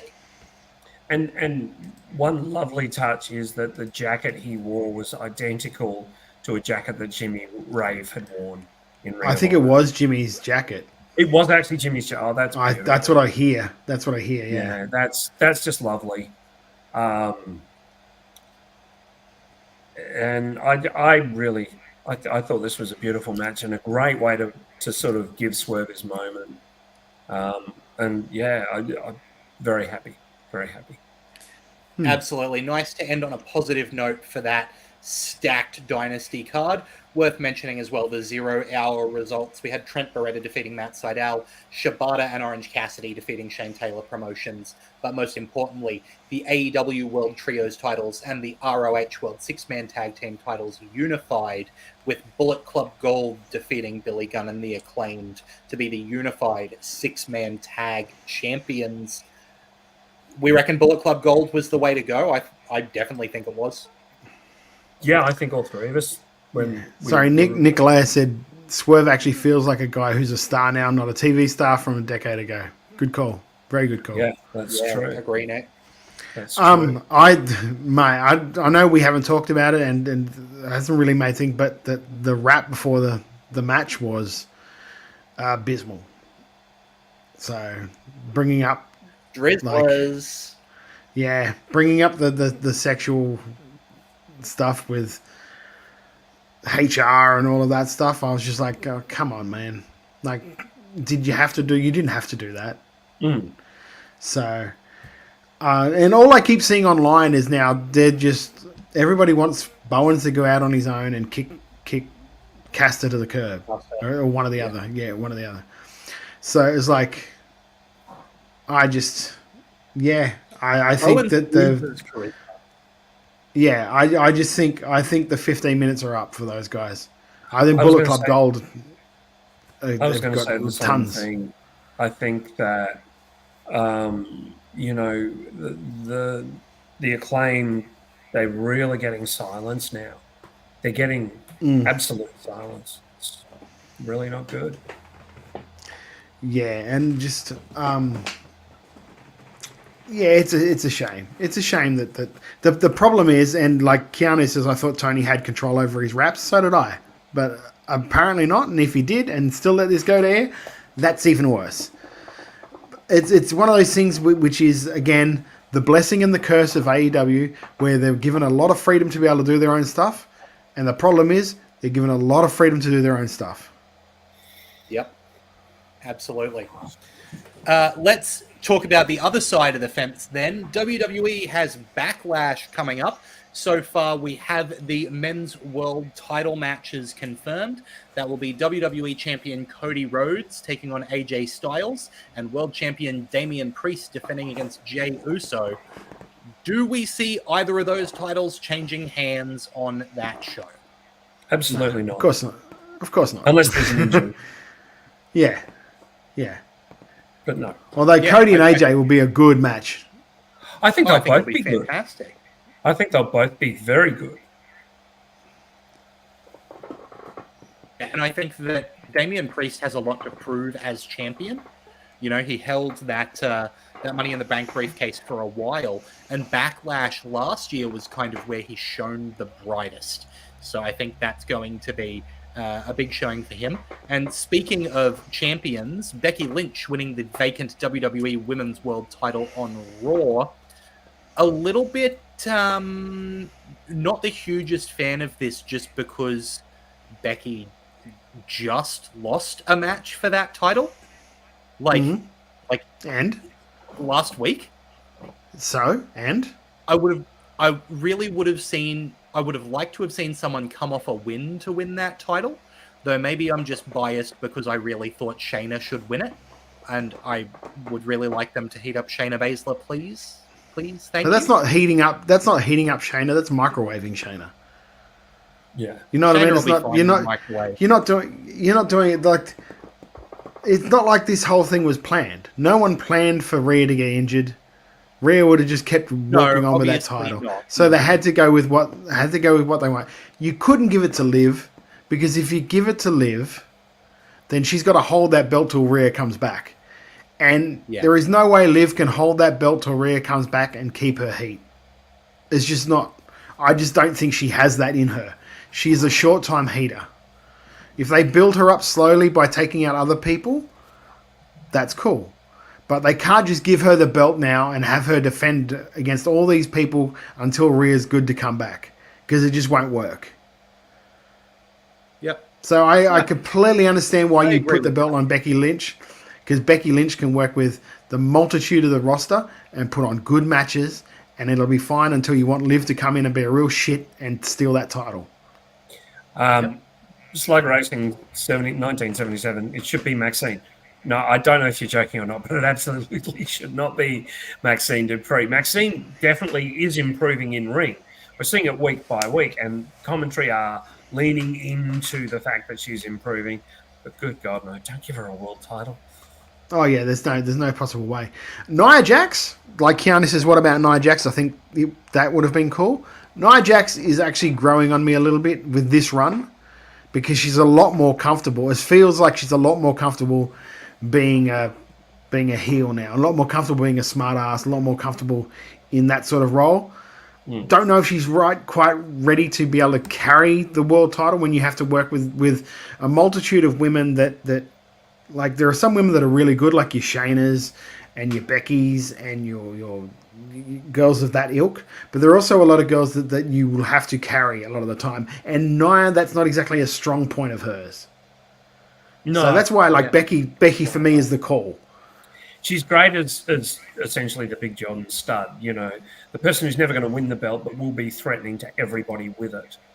She can win the belt for a short time, which is fine, and it would work, but it's just not what they need right now. No. I mean, I think Becky's as good a choice as any, because she's always, and the ending was beautiful. Like going into the crowd and particularly spending time with little girls and giving them a hug and sort of being hey, you can do this. Look at what I'm doing. That moment was beautiful. That actually quite choked me up, to be honest. Andy from Bob Vance Refrigeration says, great call, Todd. Liv shouldn't win the belt till Rhea is ready to come back. In the meantime, the story is Liv and Dom. We got a glimpse of it this week after Liv previously told Rhea she was, quote, coming for everything. Nick Galea also says, if they presented Shayna like they presented her at Bloodsport, she'd be that role overnight. Exactly my point, Nick. I loved what she did at Bloodsport. Just the stomping of Masha until it got called by the ref, I think that's the Shayna that I want. Nicolia says Liv not winning the belt gives her another reason to get more unhinged too. Absolutely agree. Especially since there's been a lot of things like Battle Royals and all that stuff where she's always been the second last. She's always been so close, but then not being able to do it. I mean, is there anyone who doesn't think she's going to be a heel within 2 months? Who's that? Liv. She's already a heel. She's heel now. Yeah, she's already a heel. Actually, she threw a chair at someone backstage. She's a heel. Yeah. Absolutely identified fully as a heel. Yeah. It looks like it's WWE's spring cleaning moment. Their releases have come through just over the past weekend, releasing Xia Li, Von Wagner, Jinder Mahal, Veer Mahan, Sangha, Zion Quinn, who Aussies may know as NRL player Daniel Vidot, and today Cameron Grimes.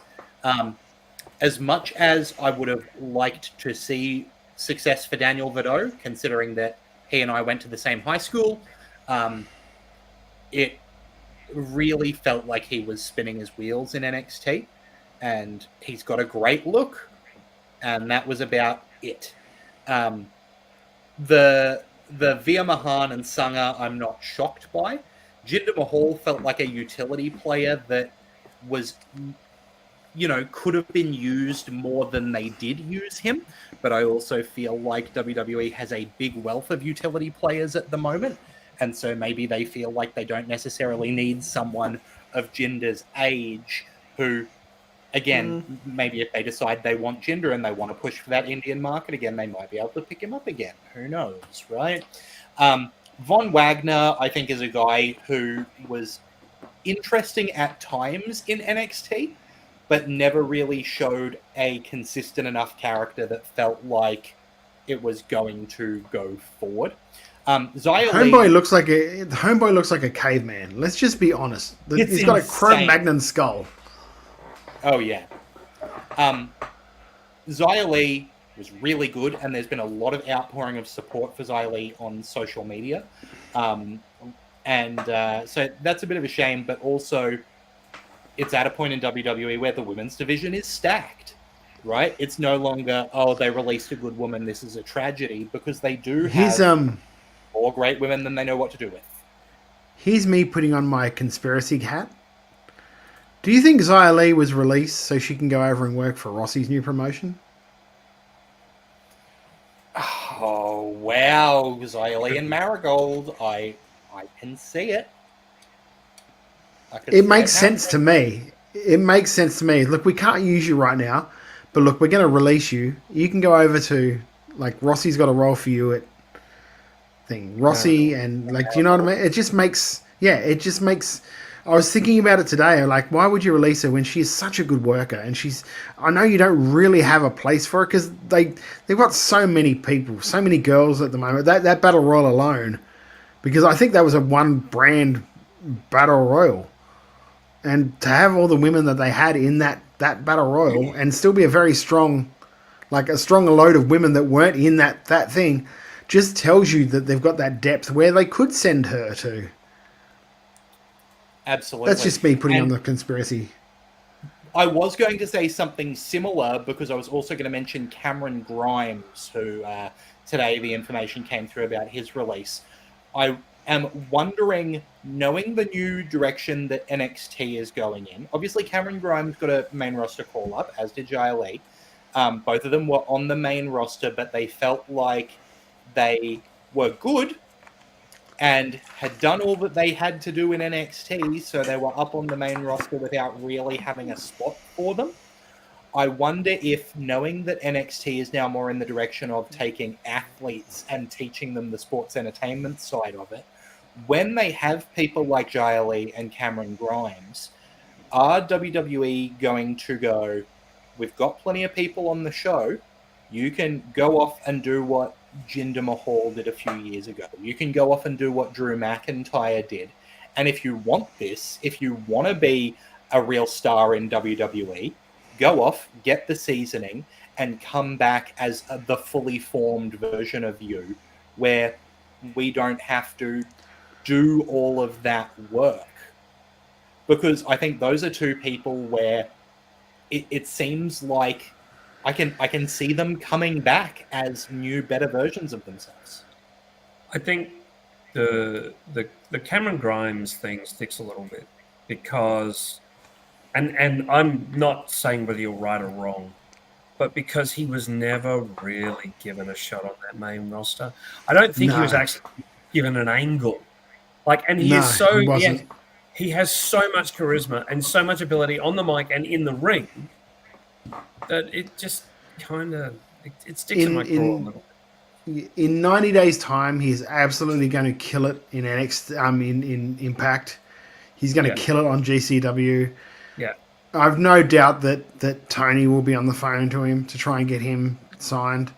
I don't know if the money would be great. I don't know if it's the best thing for him, but I just think if I was him, I'd be on the phone to guys like I've completely just blitzed on his name.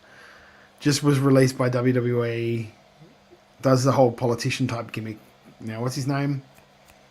Yeah, World Tour. Not Nick Mustafa Ali. Mustafa Ali. Yeah, that's who I'd be on the phone to, and just go, brother, what are we doing? Because that's him. Guys like him are really are setting the tone of what I think you should be doing. Don't necessarily immediately go, I think AEW is where I need to be, because really it's not. Because there's just too many people on there where no one's going to make an impact unless you've been somewhere massive. Do you know what I mean nowadays? Because they just don't put the stock behind the guys. They don't. Like TNA would be a great fit for Trevor Lee. Except for GCW, great fit for Trevor Lee. I hate to correct you, but AEW do put stock behind one guy, that young Canadian wrestler. What's his name? Chris Jericho? That's it. Yeah, that's it. But yeah, it's I understand people it's just because you don't like. I like TNA. I like AEW. I don't like the booking. I like their roster. They've got a stacked roster. They've got a dream team of roster. They've got it like I think I said last week. They've got a dream team of a roster. They've got the Washington Generals coach. Mm. And if you know basketball, then you know what I mean when I say that. I thought the Generals were Jew. I don't know what religion they are. Wow, Todd. I didn't say. Let's move on and cover a couple of other things that have happened over the past week. Kaiser turning on Vinci on Raw to break up the tag team portion of Imperium. That was something that they I saw it coming, but I didn't see it coming that violently as what he did it in the end, which was good. I don't know where this is going to lead. I don't know if this... I had a weird thought today, and I know it's not going to happen, but could you imagine if Ilya Dragunov joined them on the main roster? Oh. Speaking of Ilya Dragunov, Ilya just lost his NXT title to Trick Williams in the main event of Spring Breakin'. It's a good call. It's a good call. Yes. Trick is it. Trick's hot. Trick's hot. He's not the most amazing in-ring worker, but boy, he's got charisma, and the crowd love him. The crowd adore Trick Williams. Yes. And Dragunov put him over nicely after that match too. Yep. So definitely put the rocket behind him. You had to have Ilya drop it because he's going to the main roster. Obviously in the draft that's going to happen. But yeah, it's we'll see what goes on because you still got Carmelo Hayes sort of hanging around there. I don't know if he's going to get drafted. You would think he would get drafted to the main roster. So it's going to be interesting to see what they do. He's already had a couple of main roster matches, and he's didn't he have one against KO where KO made the kid look great? So I think he's going to be all right. He's going to be picked up pretty quick and go to the main roster, I'd say. Quick shout out to Led B-Man, who is having a raid here at twitch.tv/WrestleRadio Australia, saying make way for democracy. Hope the Hell Raiders has been going well, my friend. Yeah, Tim Wilkes says Mello is main roster. And Keanu Reviews says, I feel like Mello and Bron could be Rock Austin level in a couple of years. That's a good call. Not a bad call, Keanu. Finn Balor has signed an extension to his WWE contract. He posted on Twitter that he's not going anywhere. Thanks, Led B-Man. It's EBE Online that raided. Appreciate it, EBE. Thank you. Finn Balor taunting people on Twitter, posting like he was going to be leaving the company, but then extending his contract. So that's good. I think WWE are crazy not to be... If they weren't high on Balor, something would be wrong. Right? I totally agree. Yeah, I totally agree. Alrighty. NJPW has revealed Yo's injury replacement for Best of the Super Juniors 31 tournament, and it's Kushida, someone we just saw have an excellent match against Robbie Eagles. Kushida never fails. I think that's going to be a banger. Yes. Yep. Yeah. Yep. I hope they're in the same pool so we can see that match again. Yes, that would be very nice. Let's talk quickly about Rebellion from TNA this past Sunday. There was a lights-out surprise at the end of the show with Moose taking a twist of fate from Matt Hardy, returning to TNA and holding up that world title belt. He clarified after the show that he hasn't signed with TNA. He's still a free agent. And also Mike Santana and Sami Callihan both returned at Rebellion. On top of that, there's some injuries coming out of the show. The finish of Eric Young's match with Kazarian saw him take a flux capacitor onto a table. Young's head appeared to strike the edge of the table and then begin bleeding heavily. According to TNA's medical update, a plastic surgeon was needed to reattach his ear. On top of that, Brian Myers suffered an undetermined shoulder injury. He's going to be undergoing an MRI to determine what's going on there. For now, not medically cleared to wrestle, though he did defend his tag team title with Eddie Kingston against Mike Bailey and Trent Seven. Yes. Matt Hardy too was doing the broken gimmick in this in the appearance. Very much so. Yes, which I like. I like the broken gimmick is probably the best one he's had. Aside from V1, it was the best gimmick he's come up with. So he can slap a tomato. Fucking hell. I really like Sami Callihan. Yes. You know, I enjoy watching him be a fucking insane person. And as Keanu Reviews said, Josh Alexander and Hammerstone killed each other. Right? Hammerstone's money. And Gumboy said, is he really going to go straight after Moose's world title? That was the weird bit for me. Yeah. Well, if he's only like until you build up a main roster guy to be a legitimate challenger for Moose, then you bring in these guys like your Nick Nemeth. I don't know if Nick's signed.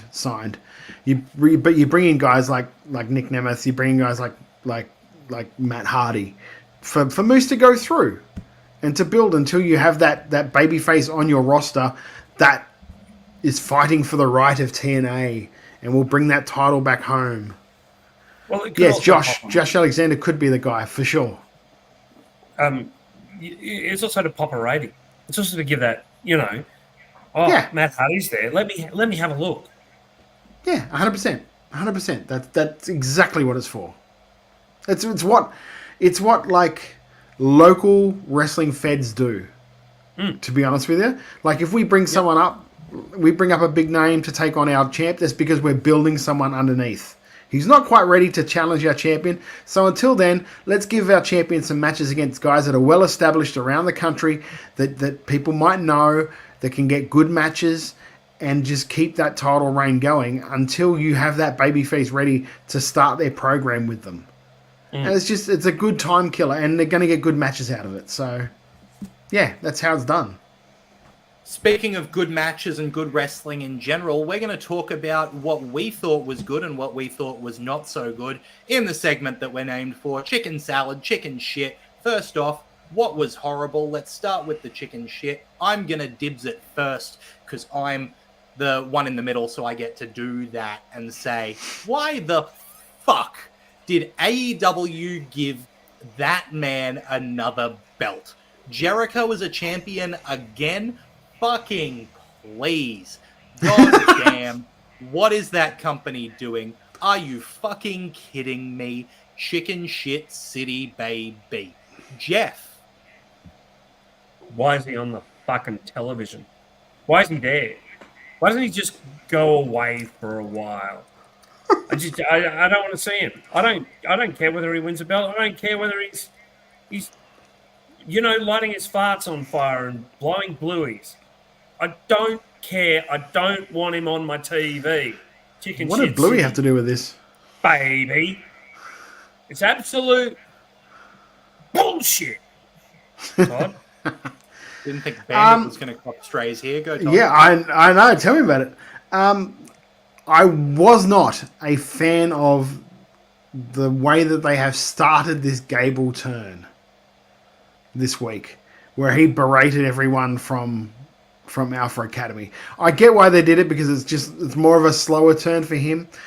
I just wanted the Creeds to come out and lay waste to those two guys. Like lay waste to Otis, lay waste to Thing, just have Gable go, look, I know I'm not going to get ahead while I've got these two losers with me. That's why I've got these guys. Like amateur wrestlers like me, Olympic tryouts like me.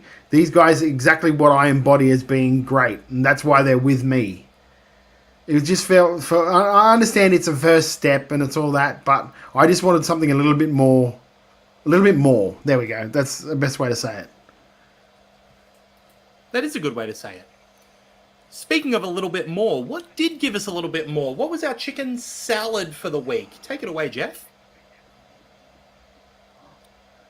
I really liked DIY against the Awesome Truth because DIY played very subtle heels in this match. They weren't hitting you over the head with it, but they were definitely being a little bit cheekier to the faces. Also, the Renegade show on Sunday was great. Really, really nice to see Royce back. Like having Royce back is just, it's all is Andy, right with the world if Royce Chambers is wrestling.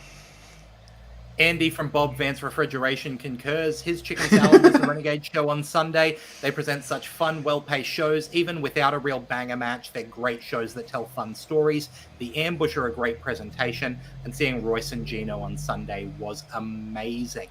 Look, speaking of Aussie wrestling, I'm going to go ahead and make my chicken salad the fact that PWA Ringmasters was on YouTube, live. And you could see people on Twitter watching that show, responding to that show. We're at a point where we've got Aussie promotions with women as top champions that are going out live on YouTube from the fucking Spiegel tent. Like, this is the golden age of Australian wrestling. It's the golden age of wrestling in general. We're back hitting. I don't know if you guys have seen the reception to WrestleMania just on social media in general outside of wrestling spheres, but it feels like we're getting back into a hot period of wrestling. And I know that everyone's talking about Impact's really good at the moment. AEW's putting on these stellar matches. WrestleMania was one of the best manias ever, says people, right? And it's getting around. And the fact that Aussie wrestling is right there and it's on YouTube live for free is unreal. So good. It's Nick Galea in the chat. Sorry, Todd. No, you're right. I was listening to Undertaker because I don't mind Undertaker's podcast. It's pretty cool. He was talking about his something that happened at WrestleMania where he was walking backstage. It was over at, I think it was at SmackDown. He said, I was walking backstage at SmackDown and I saw a sign up on the door that says no comps given out on these shows. And he said it was a list of about 25 cities. So that was house shows. So their house shows are selling so well that they can't give comps out to the boys. So the boys' family can't come and see him because they're selling the tickets. And he said that I have not seen that since the Attitude Era. So that's a indication. I think the thing is that WrestleMania was so good this year that they have attracted those casual fans back. And by that I mean the ones who, they've gone, but they'll still watch WrestleMania. And I think that's what we're seeing. Yeah. Nick Galea said chicken salad. Go on. Was Royce Chambers coming back to pro wrestling on Sunday, and the Renegade show as a whole was quality from top to tail. We've also got Alex Fireheart in the chat saying chicken salad for them is Hartley Jackson again. He put a post out about issues he used to have with his body image that he's overcome while living and working in Japan. Dude is back to the trunks after wearing jeans forever. Body positivity. You'll love to see it. Yeah, excellent stuff. Todd, what's your chicken salad? My chicken salad was something we talked about earlier in the show. It was the Solar PWA title match. I love this version of Robbie Eagles. Love this version of Robbie Eagles. Just the almost the grizzled vet version, which is, I just love this side of him, and I hope to see it more. So I hope this carries over into Best of Super Juniors, because I'd love to see that style Robbie coming out and just kicking the shit out of people. Like, not so much going for that. Like, he can go for that sub, but if they try and get out of the sub, just kicking the guy's head until he passes out. That I love that shit. That's good. It's a good, harder edge to Robbie. Absolutely. I also have a personal chicken salad, if you guys don't mind.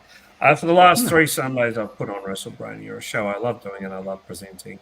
The shows this year were extraordinary. Nick, I know you came to a couple and expressed to me after the first one. I didn't get to talk to you after the second. Obviously, it was quite late. You expressed to me how much you enjoyed it. And that, for me, is why I do this. That for me. I got to do Brania with you two guys in Ballarat, but it's also... I do it because, we got a message after Ballarat from someone in Adelaide saying, oh, you've got to bring the show to Adelaide so I can see it again. Things like that, that's just thrilling and that's just beautiful. And that's why I do the show. And the reaction was really heartwarming. We got some lovely things said to us and lovely messages through the week. So thank you to every person. Some of them listen, some of them don't, that came and saw the show.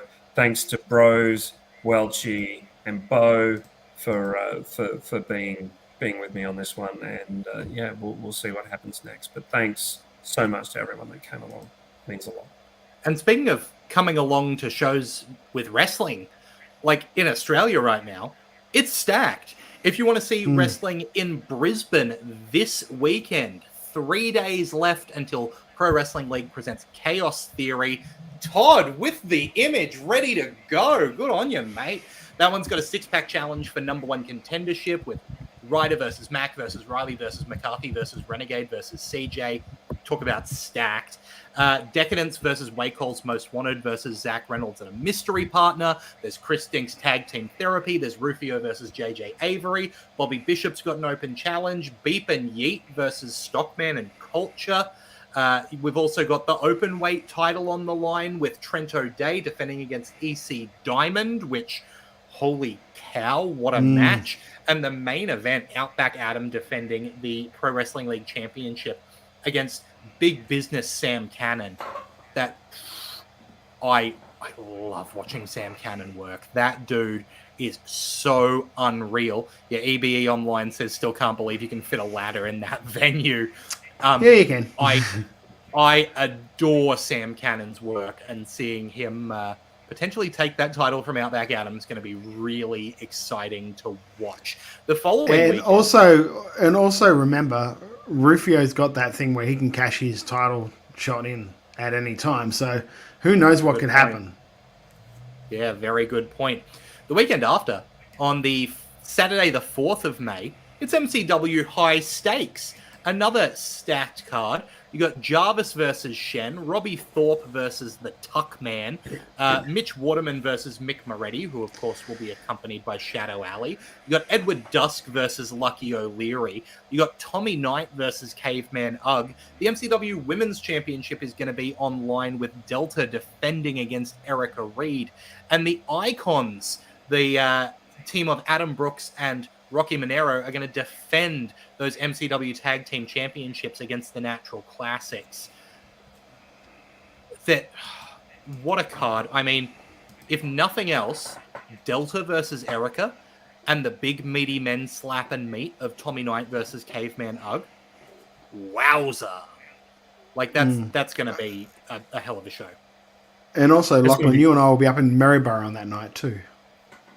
We will be for, considering that's May the 4th, up in Maryborough, there's going to be Never Give Up the High Ground, which I believe is going to be main evented by a 4-on-4 Rebels versus Empire tag match that's going to be extremely exciting. Jeff, I know you don't get that. It's a Stars War thing. Just looking forward from there on Saturday, April 26th, Wrestle Rock is going to be back. Renegades of Wrestling is going to be back on the King's Birthday weekend. And OPW is returning to Ballarat end of August, start of September for Gold Rush.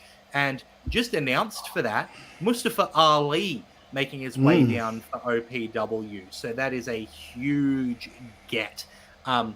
Wrestling in this country is so good at the moment. And if you want to keep up with it, well, there's no better way than subscribing to Wrestle Radio Australia, of course. Head on over here to twitch.tv/Wrestle Radio Australia. Hit the follow button to get notified every time we go live. Hit the subscribe button if you love supporting what we're doing. Make sure you subscribe anywhere to Wrestle Radio Australia because it's free to subscribe on, what's that? Top tier appearing in Brisbane for World Series Wrestling? Wow, interesting.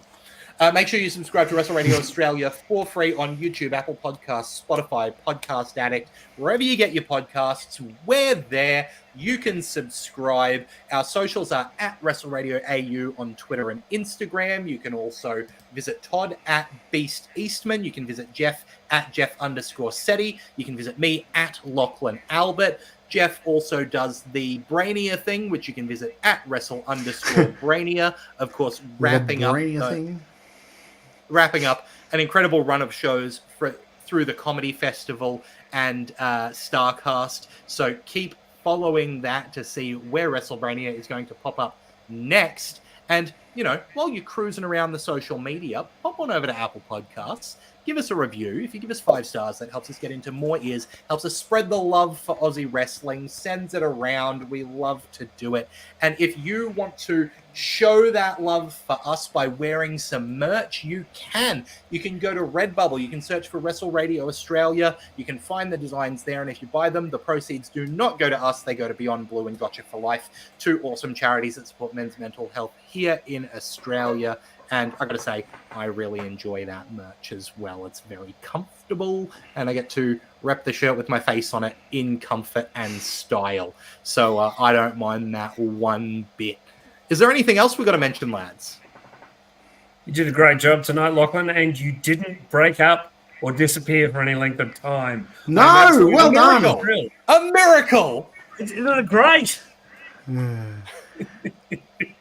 I just want to say, regarding tomorrow, thank you to the men and women that served.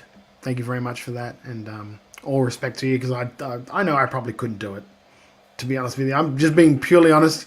I probably couldn't do it, so I very much are thankful and respectful of your service. So thank you for that, guys and girls.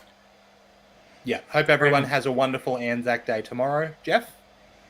And just from the other side of life, if you're going to be at the Humbug Games Convention and Storytelling Blood on the Clock Tower from 6 o'clock Friday and 6 o'clock Saturday nights, come and say hi.